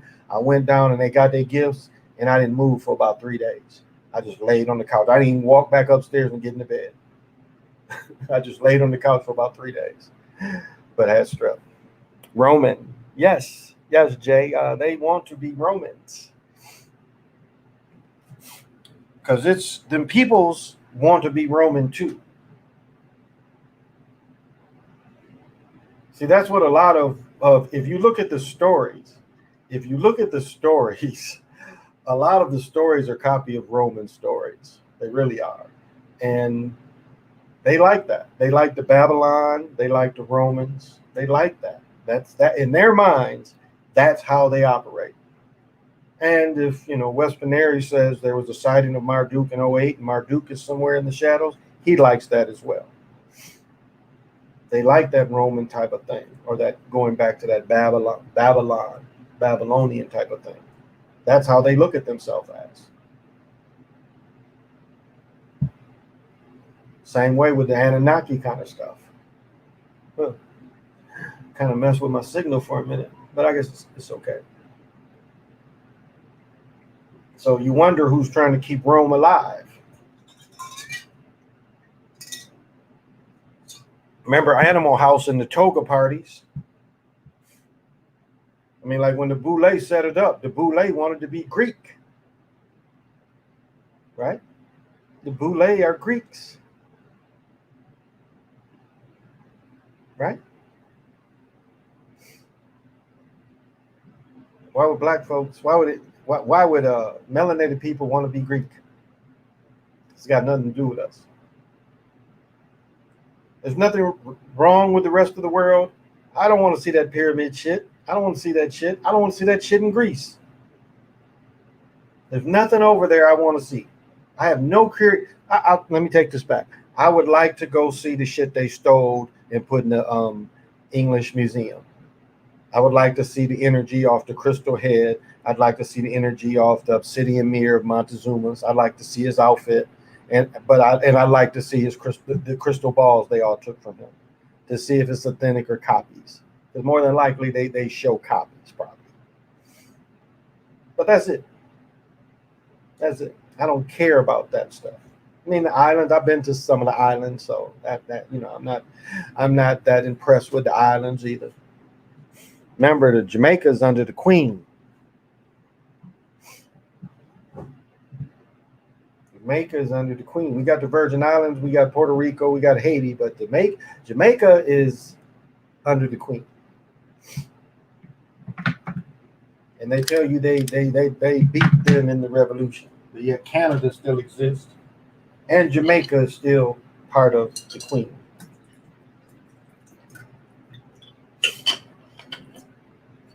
Like even I talk about this all the time. You even got to look at the Japanese different,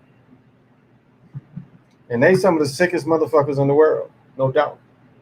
You see some of the snuff films, that shit coming out of Japan. If that shit what you would see 15, 20 years ago, was some sick ass shit you could get out of Japan. The way they treated people. But if you look at what their aim was in World War II, that was the best thing for melanated people around the world. You saw people put them out of their lands, successfully put them out of their lands. And I guess the broader question was that should have been maybe just the goal, was just to put them out of the lands, not necessarily attack America. And they was forced to attack America because of the oil embargo that they put on Japan. So Japan was kind of forced to attack them. And rubber was also, Japan was becoming one of the biggest in the world rubber producers, and Rockefeller didn't appreciate that. But he didn't anticipate them putting them the fuck out. And I would dare say, leave Pearl Harbor alone, and just concentrate on putting Europeans out of Japan, out of Asia. And if the people in Australia and New Zealand wanted them, put them the fuck out of that too. And just hold. Never fuck with Hitler. Just say, you stay the fuck out our lands. We holding. I mean, that's not wrong.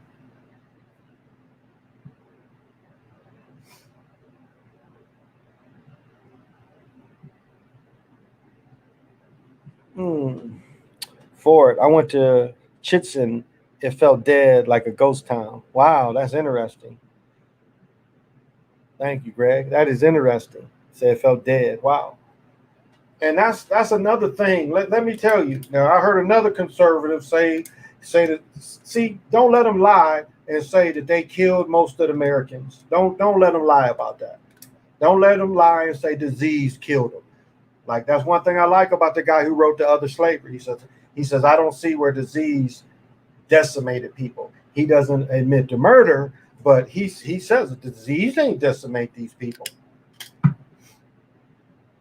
That's a lie they try to tell you. I heard a conservative young dude say this the other day. You can tell he wasn't learned. But he said the same thing. Disease killed a lot. No, they didn't. No, it didn't. Not like they say. Again, my direct ancestor, George No-Nose, or Black George, he survived. His nose turned into a pox and he survived. The pox ate all this cartridge up where he just had some nasal passages. But he had a pox for a nose. So it didn't kill people like they want to tell you. Not in the numbers. But they definitely want to cover up what they killed. So that's why you have to look at them sideways when they tell you that the Aztecs was doing human sacrifice. Because when you kill so many people and you bury them all over, eventually you know they might be found. So it's better to put out the lie now. Well, they did it. You know, all these children that got killed, they did it back then. Because it wouldn't rain. It wouldn't rain, so they had to cut some hearts out because it wouldn't rain. It was like, shit. Damn, it didn't rain. Bring me another one. I mean, that's what they want you to believe. And the Aztec, again, came out of the Americas. They wasn't people that was originally from Mexico. They were people that traveled to Mexico. From either Arizona or Colorado, Texas even. They're not sure. So, but these are the kind of things that, critical race theory don't want none of that brought up. It's like critical race theory would never put in there, do you think it was good what the Japanese did? Did the Japanese have good objectives? Japanese never really attacked America. Not really. That's Hawaii. You motherfuckers was there, so that's why they got in your ass. Because y'all was there. Y'all was up there fucking with people. You took that over because of its resources. They don't want you to learn about how they took Hawaii over. They want to take that out of school too. Oh, you know what? We found it. They had pineapples there, and those people just said, we can have all the pineapples. That's how these conservatives say if you take critical race theory away. That is their point, is don't tell that no more. Don't tell the bloodlust that they took over this country. And then this simple motherfucker, ABLs, want to say, well, I think that's a very unhappy person that made that kind of statement. I get excited talking about this, sharing this with people about what was done and what they still doing. Shit. They trying to, the people that do still got some good in their heart is trying to show you to wake up. When they throwing these motherfucking children over there, these children is ordered.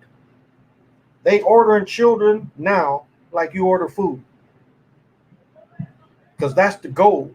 The children in South America and Mexico is the gold. And they ain't never had better access to them than now.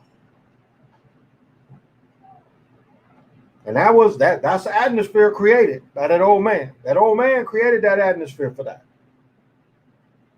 They wasn't throwing children over before. Children wasn't that much a commodity. Now it's no holds barred. You can have all these motherfuckers you want. What you want. And it's so sad down there where women just having these babies knowing they got to give them up like that.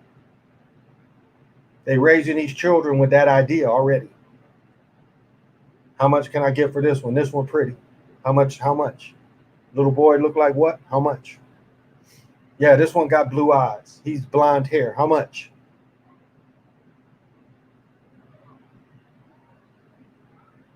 And see, this was the kind of thing we was trying to point to people when they voting for the old man. Like, this shit gonna come back, and that's just ignored. At least Uncle Imbecile, that shit wasn't going on under Uncle Imbecile.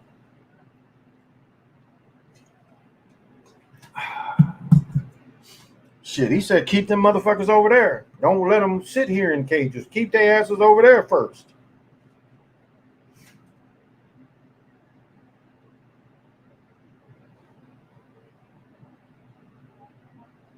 Melanated man was adored, worshipped by Southeast Asian women, including Japanese women, since WW2. That's where, like, you know, we talk about Emmett Till getting killed, and I've been lazy and I ain't looked up that other case where they hung about 20 mugs for supposedly the same thing, raping an Italian woman. That's why I wonder if Till was part of that. But that was the same way. European Americans was getting pissed because they was going over there and the brothers was like choosing. Chicks was choosing the brothers. And a lot of them Europeans was like having a hard time because their pimping was, you know, they didn't have nothing about them. You take an old boy from Mississippi, he can't really dance, and he ain't smooth. You know, the only woman he might have had exposure to is his cousin. So he don't know how to go to another country and be pimpy. So they was getting mad. Brothers was smooth. They used to macking on chicks. So the American Europeans will get mad. Because they was the chicks was choosing the brothers. Really in World War One, that really made them mad in World War One. Brothers was go over there being princes.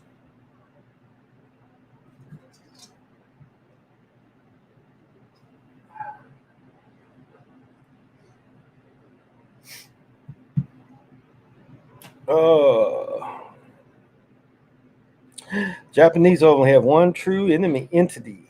Enemy is people means. That's a good point, Jeffrey. Yep. Was LeBron's career scripted? We talked about that a little bit last night.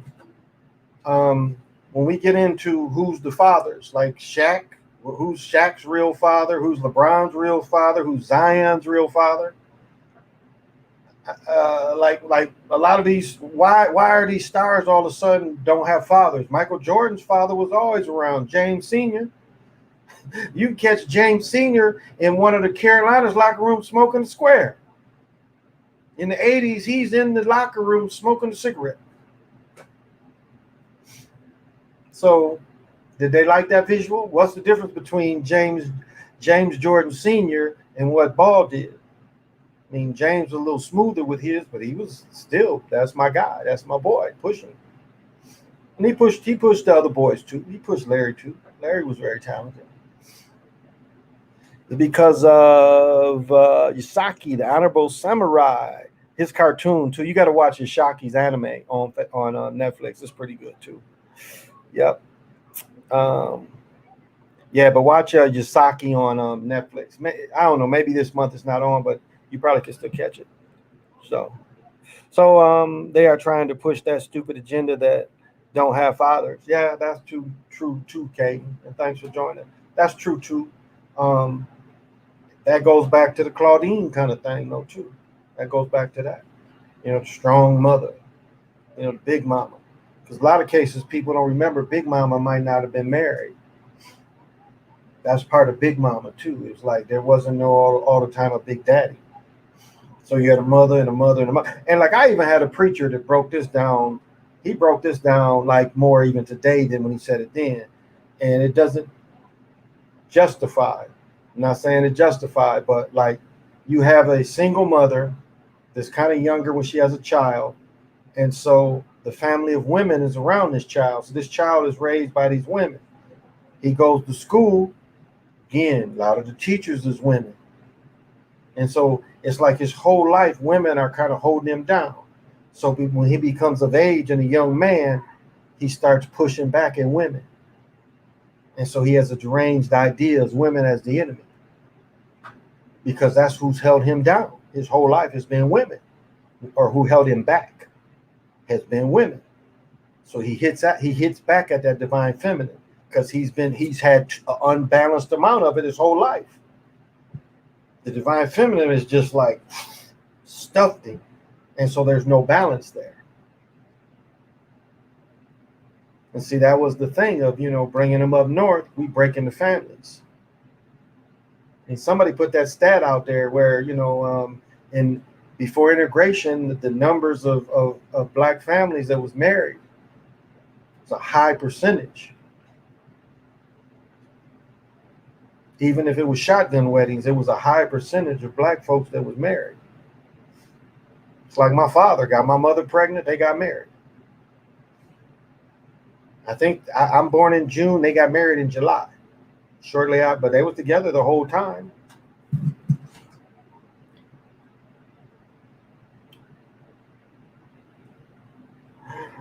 Still showing, they still showing it. Yeah, watch that. Yeah, watch Jaku. It's kind of good anime. It's a cool little story. Tress is another one. Check out Tress too. If you want to see, wow, Tress is so deep. If you want to see, wow, from a, and I think they're in the Philippines, but from a Philippine standpoint of Vudan practiced,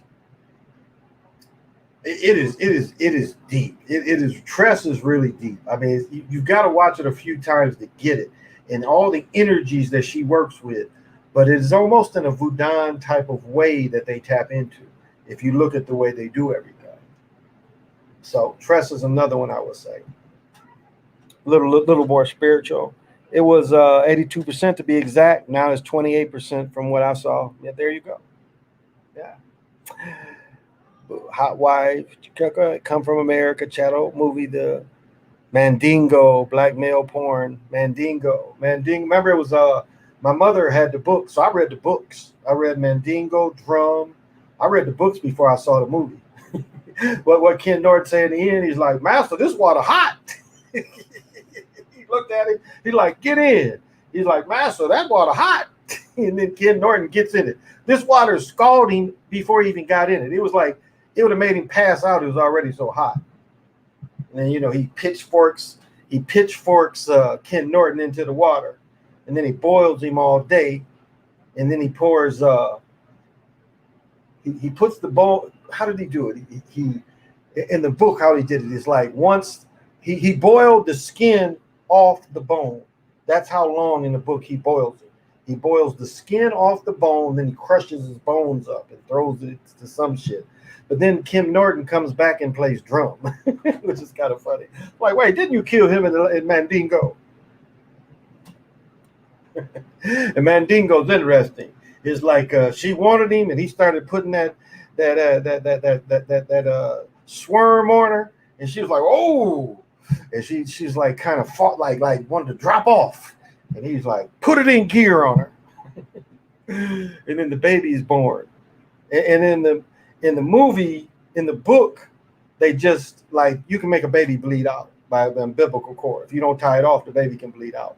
So in the book, that's what they do. They make the baby bleed out, and then they throw it against the wall.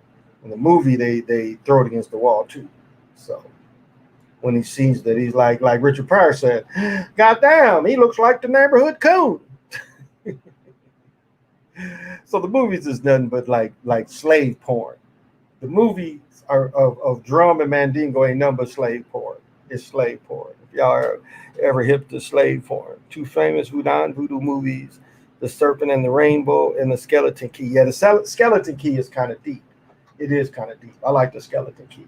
It has a good twist at the end, and what was really done. It surprises them at the end what was really done. That's a good movie. But Edward, you like Tress. If you haven't watched Tress, you'll like it. Tress is, for those of you that like spiritual stuff like that, it has a different way of spirituality, which I would recommend.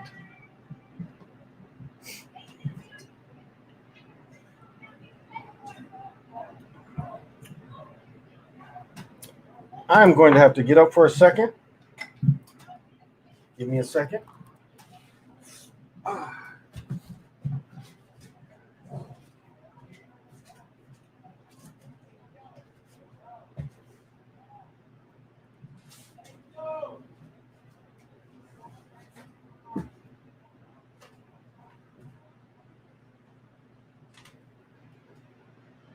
Oh.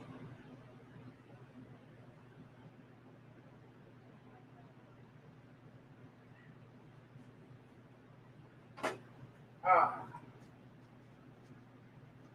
Where's that?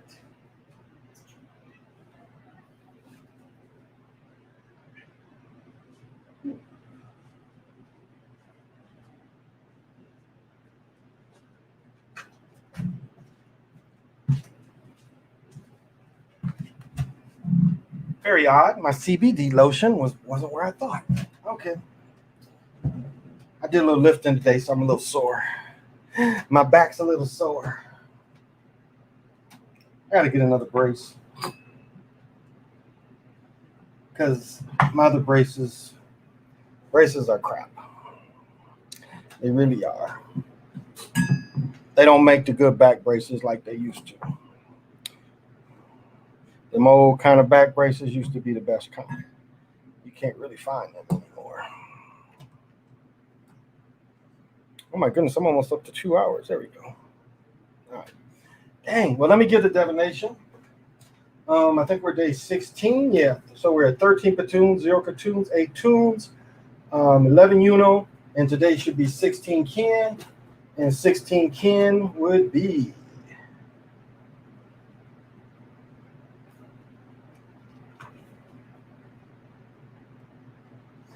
16 kin is Gib. Cosmic force, ability to contact and communicate with galactic consciousness. And the energy today is going to be from the south. And that's a mind signal, not a question mark. But as you see how they incorporated this stuff into English. What's that, Lorenzo? There's a secret shadow of white women that secretly worship primal masculinity and natural organic swag. How do you spell 8 Wind is timeless? How do you spell it? What is Tress? Is Tress. It's Tress. Tress. Tress. Tress. That's how you spell it. What really in BW was one word: integration. Yeah, definitely integration. Integration wasn't good, and that's where King tried to, after he saw how he helped destroy the communities that was thriving, because really, melanated people didn't need integration. They needed integration. Melanated people didn't need it. As I mentioned before, a lot of Europeans didn't want to work in them factories. A lot of the men was gone. Remember, they was in war, so they didn't necessarily want to work in the factories. So they built the factories in the hoods. If you're old enough to remember, factories was in the hoods where you could take a bus. They made it easy for us to get in them factories.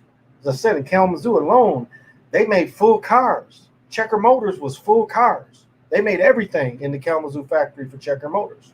They made the full car. And the rest of them were supplier plants. Eaton's was one of them. Seemed like my dad worked at Eaton's. So this was all over the country. Gary, same way, Cleveland, Detroit. It was easy to get to work. So we didn't need it. They needed us. So it is called Quasta Quocho law, which means vulture. In this card image, under the head of a vulture, we see ascetic, pronouncing words of power. He is seated on top of a pyramid because he is the voice of the divinity. In the upper left, the same as all other Tanalapi cards, we see the number 16 and not a way of writing numbers. And yeah, that's another way is you can multiply larger numbers counting like this. This is 5, 10, 15, 16. Each dash is a 5. They count it by 10 fingers, 10 toes. That's how the Mayan omen counted. The vulture represents the beginning of a new cycle that will be nurtured by the remains of what was before. Its meaning is to close that of its companion symbol. Right in front of the vulture is the calendar of the Tanapanali card 6, death. Both cards relate to the process of death in the sense of renewal. The difference is that while the death card means arrival at a new stage when the provisions has ended, the vulture card means the blooming of life coming from the remains of what used to be alive. Death is the growing that happens through letting go. Vulture is the growth that incorporates the remains of what was. The end of the cycle brings some sorrow and grief, but now the vulture comes to transform the corpse that you saw with rejection and sadness into offering the numbers of the new cycle you are entering. The vulture announces renewal. The loss of what you had may be painful for a period of time, but what is ended is not just gone and forgotten. It is present in the new image of your life in the form of wisdom that you have gained through the experience, relationship, business, project, dream of which you are immersed. The wisdom will nurture your new experience, contributing to the evolution of your life. The vulture represents that from the ashes of what was, you should rescue the lessons of everything you learned so your loss may turn into a gain. Don't let your heart sink. Be grateful for what you have enjoyed and learned. And even though it's a loss in itself, the end of what you used to love is just the beginning of a new stage full of promise for a new life and amazing possibilities. The ignorant see the vulture as a sign of death. The wise see it as a sign of renewal of life. As a vulture does, takes the gifts that are left among the remains of what has died. Use them to soar up to the heights that you have never imagined. So I give freely, and those that can use that, please do. Yeah, Tress. Yeah, I think it's TRESS, Tress. Yeah, but just look it up on Netflix. It's either TRES, but I think it's TRESS. But it should pop up because I watched it last week before. I watched the whole. It's only like maybe 10, 11 episodes of the anime, season 1. And it's funny. I was telling my son because so much anime that comes out of Asia, especially Japanese anime, has all the Western occult stuff in it. You're constantly seeing the one eye. I mean, you're just constantly seeing Western occult in this Asian anime, and I believe it comes from they're forced to do it to be accepted. But what's funny is I looked at Tress and I was telling some people, I was like, so far I haven't seen any of that. And then the very last show, they bring in the one eye. I was like, okay. Because the one eye actually doesn't mean what, it's older than what they give it a meaning to. A lot of them basically saying it's Marduk. They call it a lot of other shit, but it boils down to really being Marduk. So, but it's older than Marduk even. So it's not his either. But again, they like claiming shit. So that's what it is to them. Sebastian Cromwell, have you watched Black Summer on Netflix? It's pretty good. I haven't watched Black Summer yet. I might watch that when I get done here. It ain't that late. Yeah, I have to watch that. Sebastian. I'll check it out. Because I wanted to almost say, I don't think Jimi Hendrix is in that, but Jimi Hendrix had performed, and I don't think they added his performance to that. Because Jimi Hendrix had, after he did Woodstock, Jimi Hendrix had performed in Harlem, and I think he just missed being a part of that. Because I think it's from 68 or 69. So I think he was still alive. He didn't die until September of 70. So maybe I'm wrong, though. But I think he had the potential to be in it. I could be wrong, though.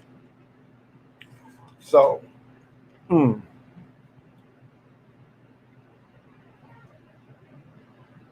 we go.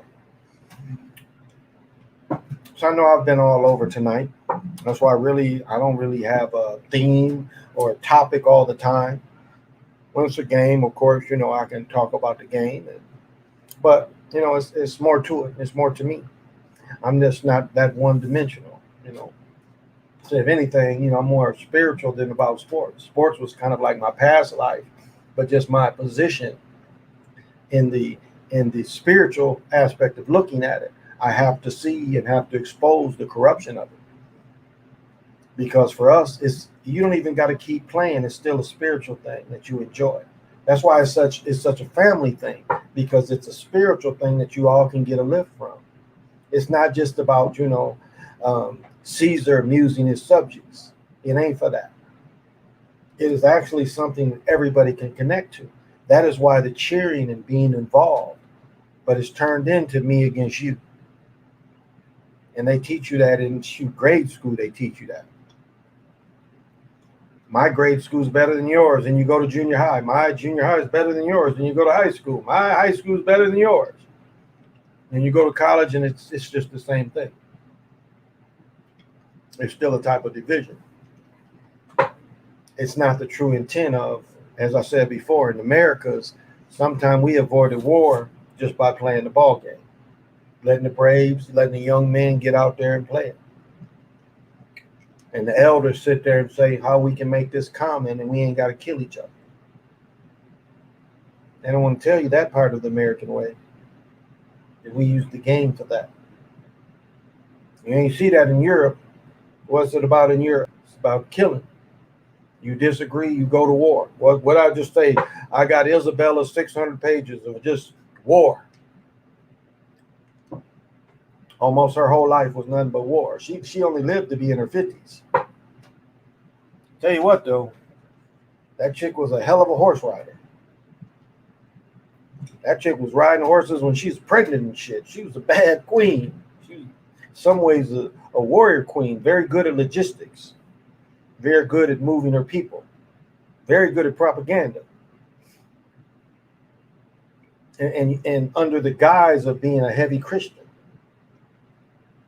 But these people was Christians that was killing other folks. But you got to admire her. She went after them peoples. She's like, okay, you keep doing this bullshit. We're going to find a way to get y'all up out of here, or you're going to join us. And that's what a lot of them did. They joined them. And we still, I got to be boring. I got to be boring. Some good sister put this out here, and I got to share this shit. I got to find it. It's going to be long and it's boring, but it's worth the listen.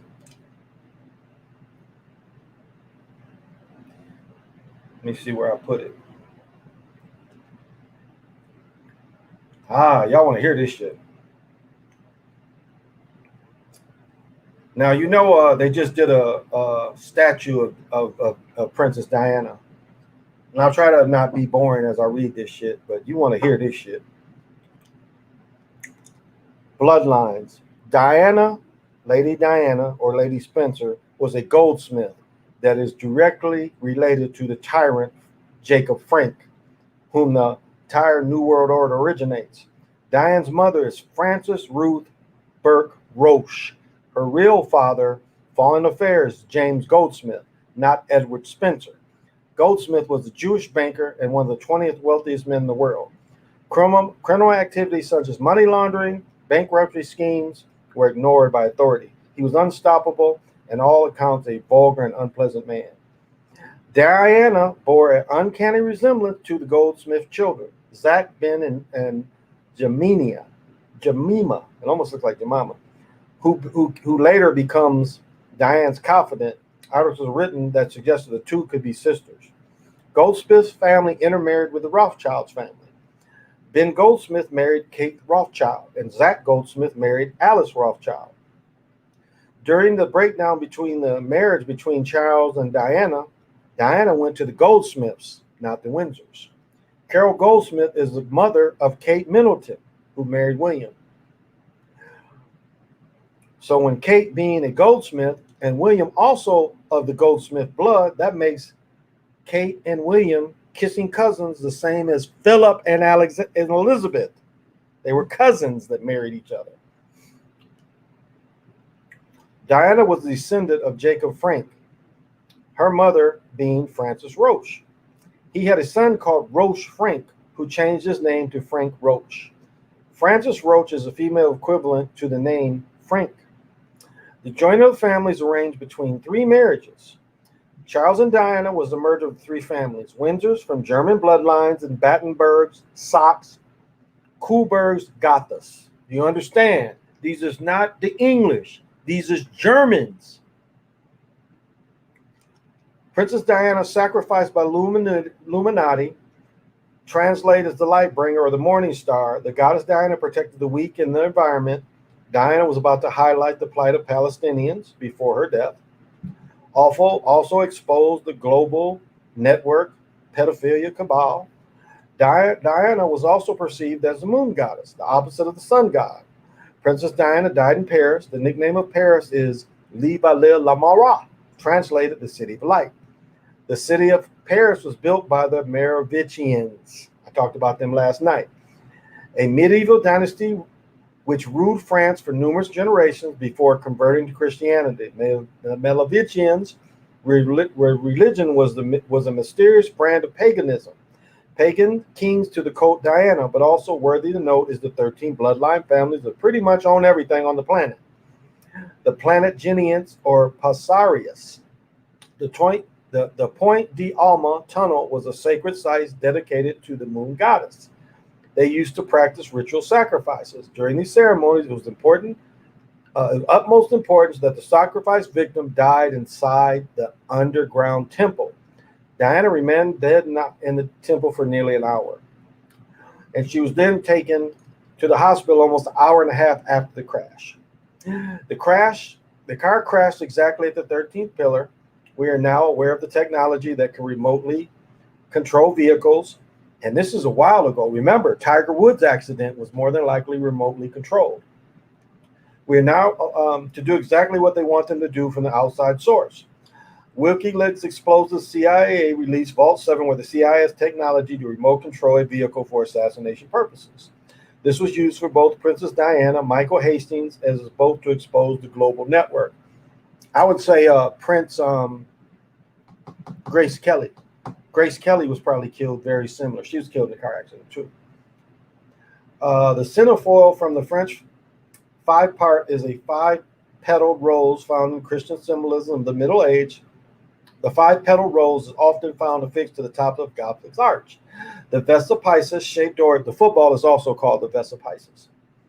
Shaped doorways and windows thought to represent the room of Mary. Some historians have speculated that the rose in the Gothic architecture is a secret symbol of the feminine principle, a one of multitude of Homeric symbols found in these churches.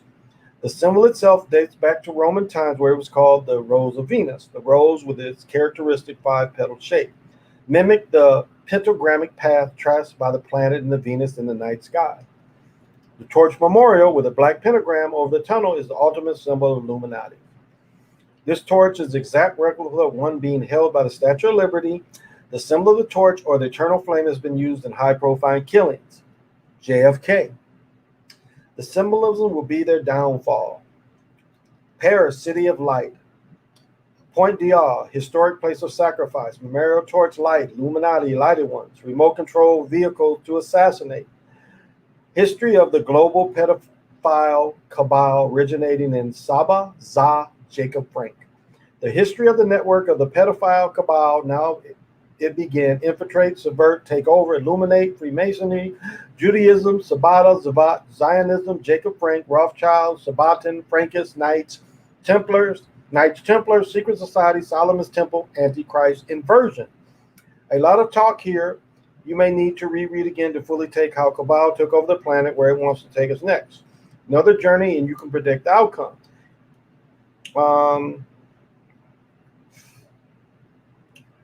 I would also like to, let me see.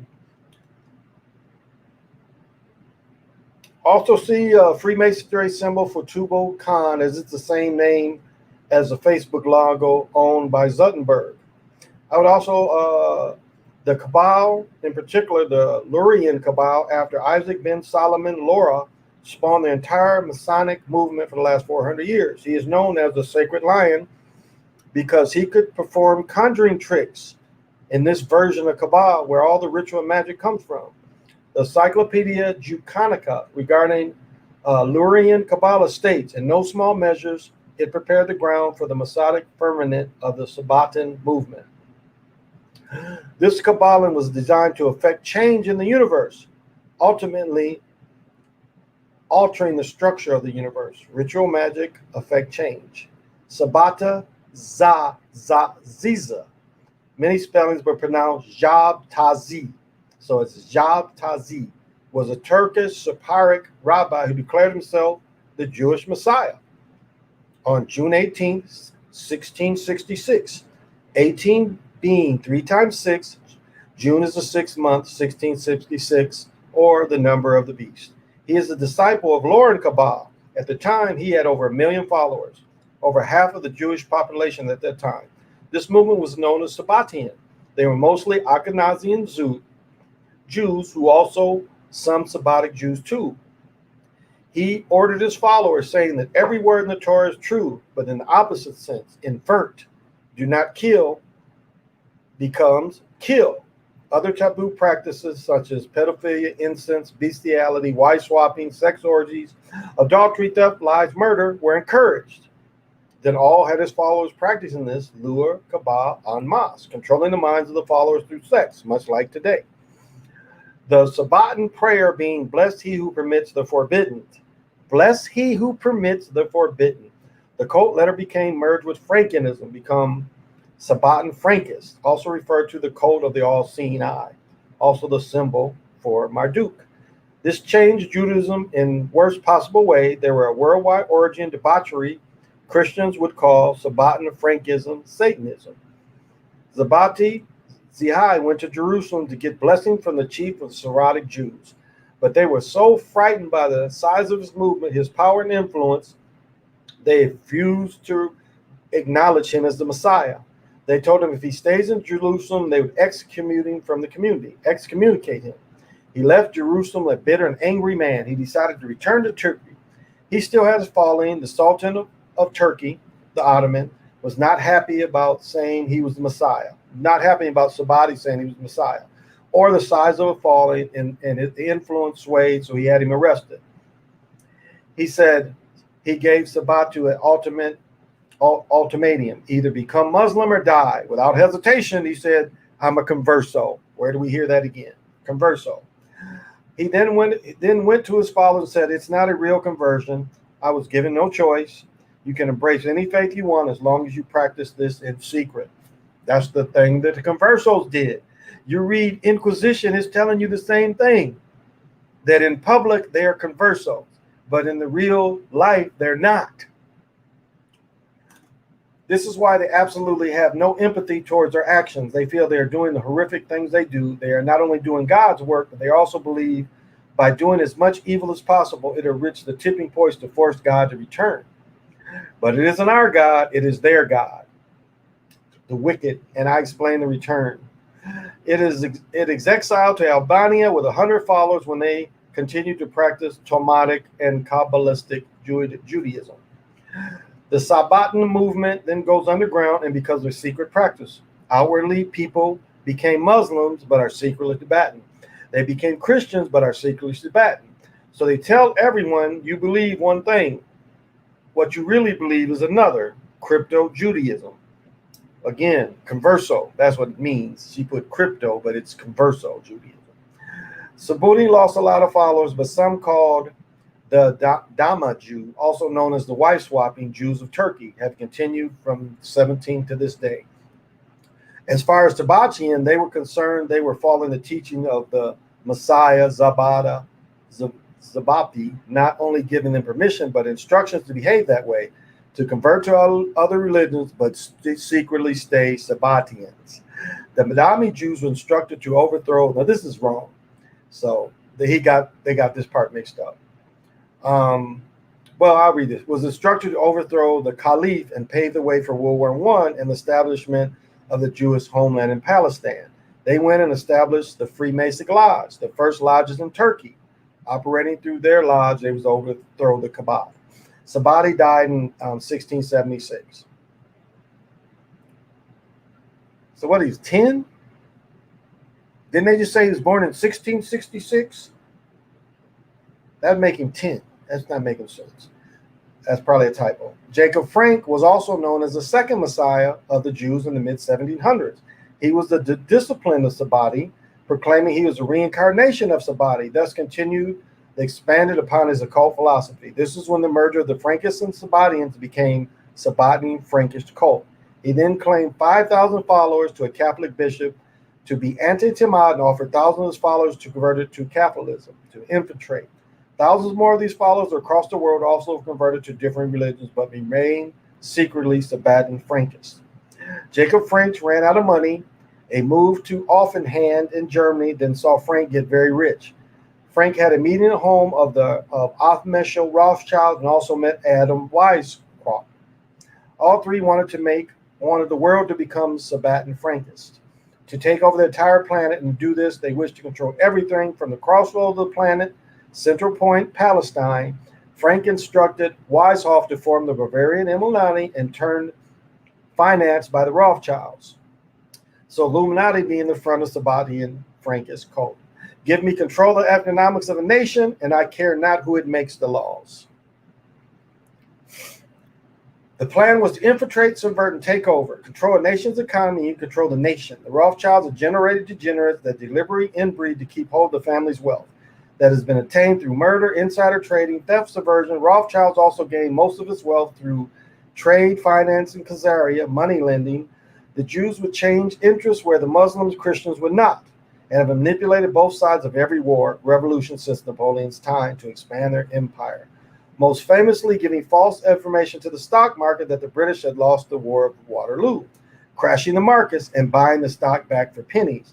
And then when the news came in that the British had won, the Rothschilds sold their stock at much higher rate and transferred their act to gold, activity that would be insider trading or false insider trading.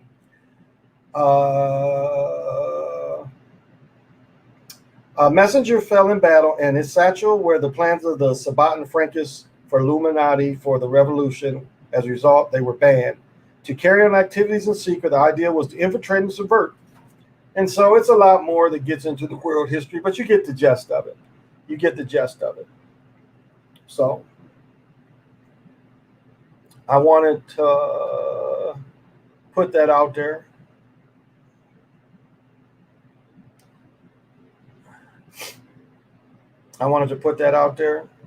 Something you can study, something you can think about. When I talk about conversos, and when you look at Rome and how they want to continue Rome, it's presenting something else. It was like when they came from America, a lot of conversos under Inquisition came into the Americas. One dude in the other slavery, he brought his family over here. He was one of the first to own a big hacienda. He was a governor of a bunch of different states combined today, but back then, and they caught his children practicing still being Jewish. And so he was punished and all his power was taken away. They didn't kill him, but they took all his power away. I love Spirit Away and Howl's Moving Castle. How do you feel about the track lady that smoked? We talked about that a little earlier. I had a dream about down there. I danced with her in a castle where there was a ball gown in the glass. Oh, that wasn't boring. Well, I didn't read the rest, but yeah, just to give you it's a lot. Well, thank you. But we talked about the young lady. It just appears like a setup from the very beginning. It really does. I mean, she's a character. It's obvious that you're looking at her. She's a character. It's like she can't just wear the eyebrows. She got to wear the full butterfly eyebrows. She has to wear the biggest ones. But yet she wears the cheapest looking wig. Instead of, it's just like the whole thing looks like a character.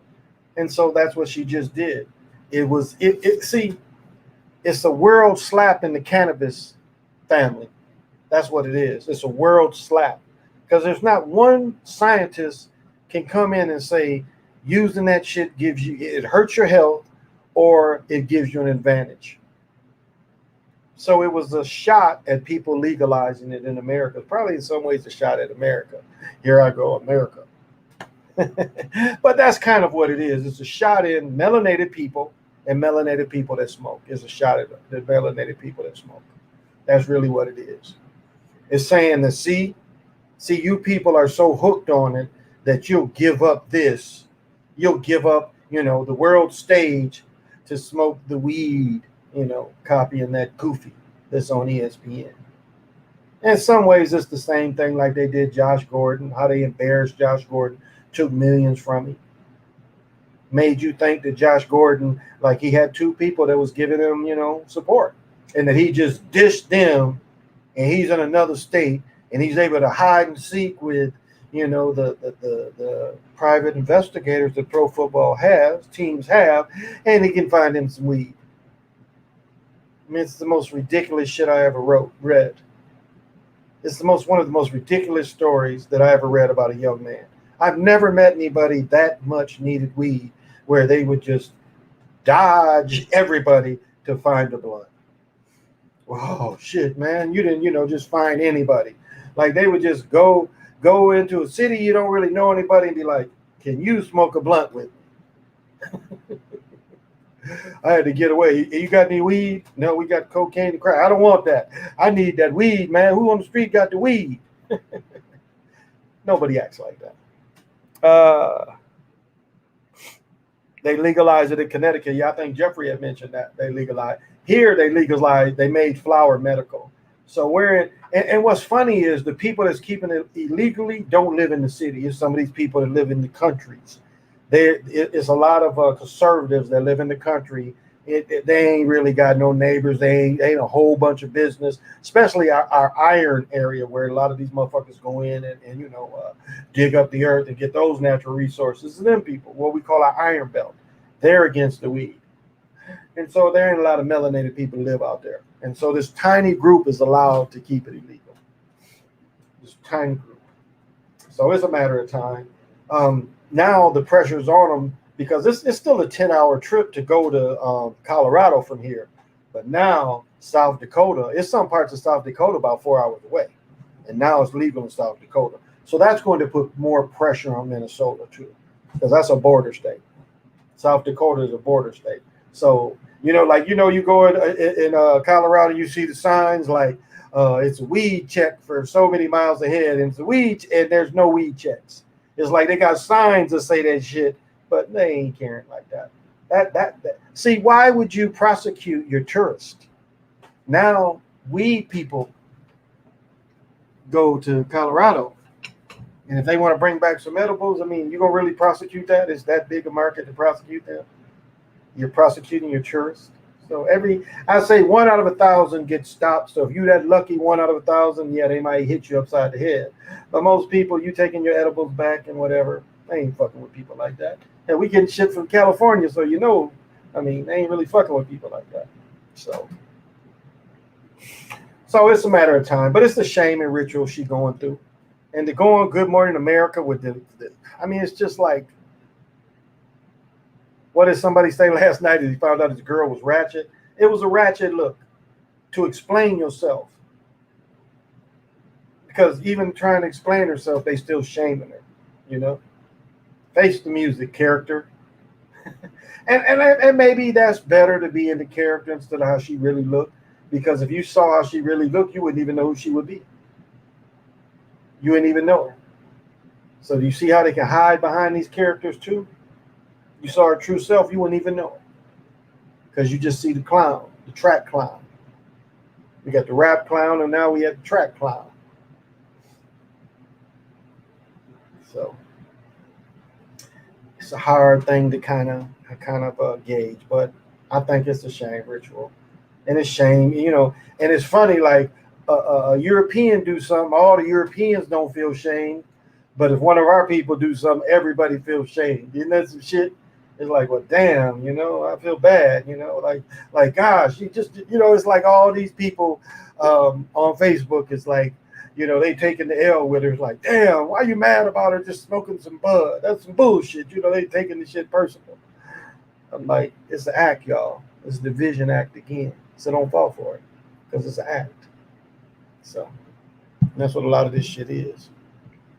No matter how great you are, you'll go back to smoking weed instead of being great. That's the shaming. That's what they tell us. That's the kind of people we are. No matter how great we can be, we be like Josh Gordon, say, fuck playing pro football, give me a blunt. Now they telling you she don't want the gold medal, she wants to smoke a blunt. So do you understand? It's it's a psyop. It's a shaming of the people. Because we take that shit to heart. Again, when Europeans do shit, they don't take that shit. They're like, that was a dumb motherfucker. Like now, they was talking about that baseball pitcher that OD'd a couple years ago.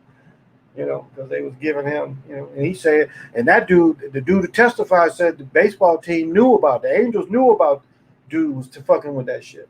They knew about it. And they was keeping it secret. And then he ODs and like, well, we didn't know anything about it. So. A lot of different ways to look at things. So consider that. It's a lot of different ways to look at things. It ain't always what's on the surface. So that's something to remember. Well, I think I'm gonna call it. I've been going for a couple hours, 2.5 hours. So yeah, I think I'm gonna call it. Got a little bit busy day tomorrow. And so as now I'm practicing is giving more to everybody. I give this time walking information out. This is some exclusive shit here. It really is. More of the time walking thing. And I'm the only one that talks about the time walkers. And so, Mora. It all starts with a gentle sadness. They came from their original homeland. They knew that they had exact numbers of years and days before they would disappear off the earth as a culture and a lifestyle. But the civilization would build to a gentle love. They lived in the Creator's day and knew how to separate cycles in the great serpent. And as the mind would say, I am another yourself. Well, thank you all for who watches this in the future. Special big thanks for the ones watching now. Whoops. I wasn't going after you, buddy. And for those of you that want the exclusive package of Drug Car, email me and I might send it to you. The car for the man who needs everything.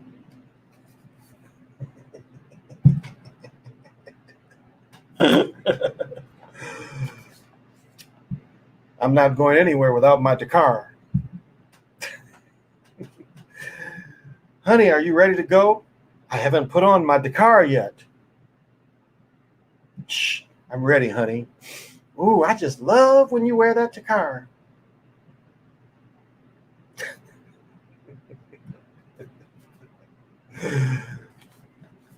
Honey, I just bought you the Dakar, and it has the small bottle for when you work out in your gym, honey. So you don't have to take the big bottle with you. You have the small bottle. Or you can keep it in your car. So you spray it on you at home and maybe it goes away. And then you get to spray it on again in your car. So you're fresh with the car in your car.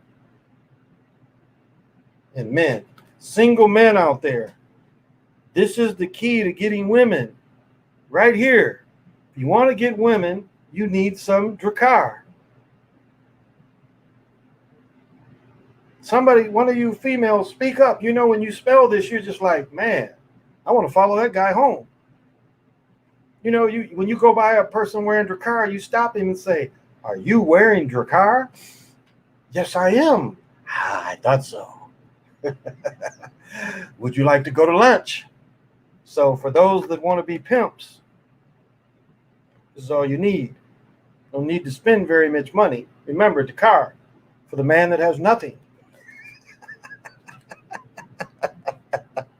I don't know. Old Spice might smell better this time.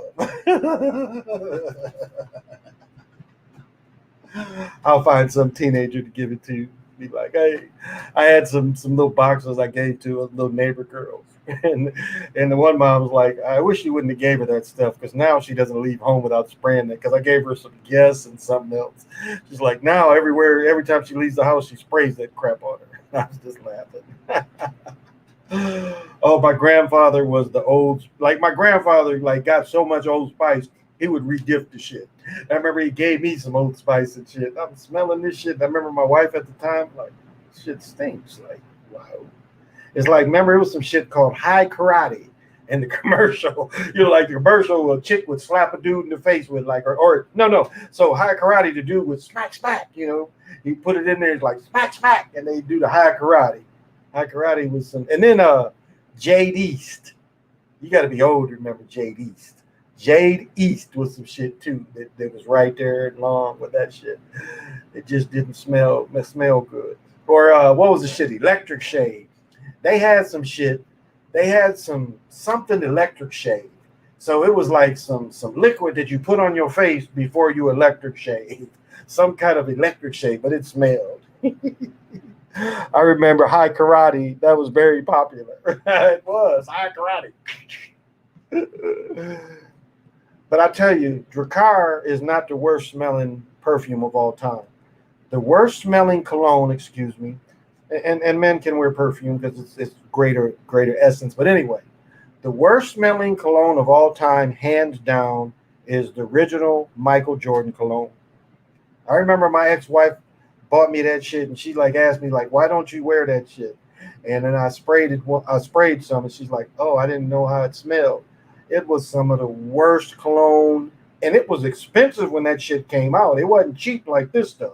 When Michael Jordan shit came out, they was selling that shit at Macy's, and that was some of the nastiest smelling shit they ever came. Like Michael must like can't smell.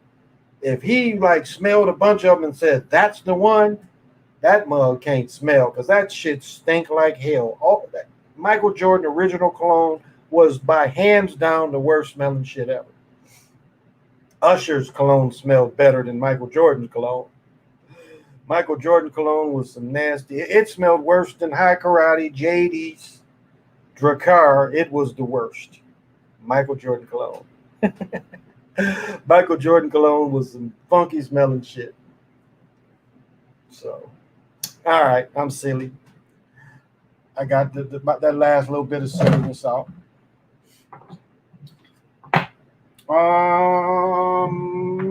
Not sure if I'm going to be on tomorrow. I got something going on tomorrow, so not sure. If I'm not on by 12:30, then I'm probably not coming on. So maybe not. So, maybe 4th of July night instead. Well, yeah, the morning. Well, 4th of July night would be tomorrow night. So maybe. I haven't decided what schedule I'm gonna do the next couple of days because I'm gonna be kind of busy. So if I'm not on by 12:30, then I'm not coming on tomorrow night. So, but maybe. So perfume makes me nauseous. Oh, really? I like. I'm gonna tell you. I wear Paco, the $1 million stuff, and that stay with you all day. But when I'm in my killer mode, that Sauvage, I got the perfume stuff, and I'm mad I didn't get the bigger bottle. I bought the small bottle. And for $25 more, I could have got double of what I got now. But you spray one spray of that on you, woo, that essence stays with you. Sauvage, that shit's the best smelling stuff to me. It's like women wearing Chanel. It has a pretty good fragrance too, but perfume has more essence. And so like Tom Ford has some pretty good smelling perfumes that has almost a tobacco essence in a way. So. But they sell perfume, so men can wear it too. It's just most of the time men just buy cologne. But if you want more of the essence, get perfume, and that's just strong. But it says makes you nauseous. Well, it's putting chemicals on you, no doubt. It's putting chemicals on you. I love some perfume, especially with fruity and citrus notes. There you go. Yeah, it's stronger. Perfume is stronger than cologne. It's more of the essence. I used to sell it. That used to be a hustle. Was selling.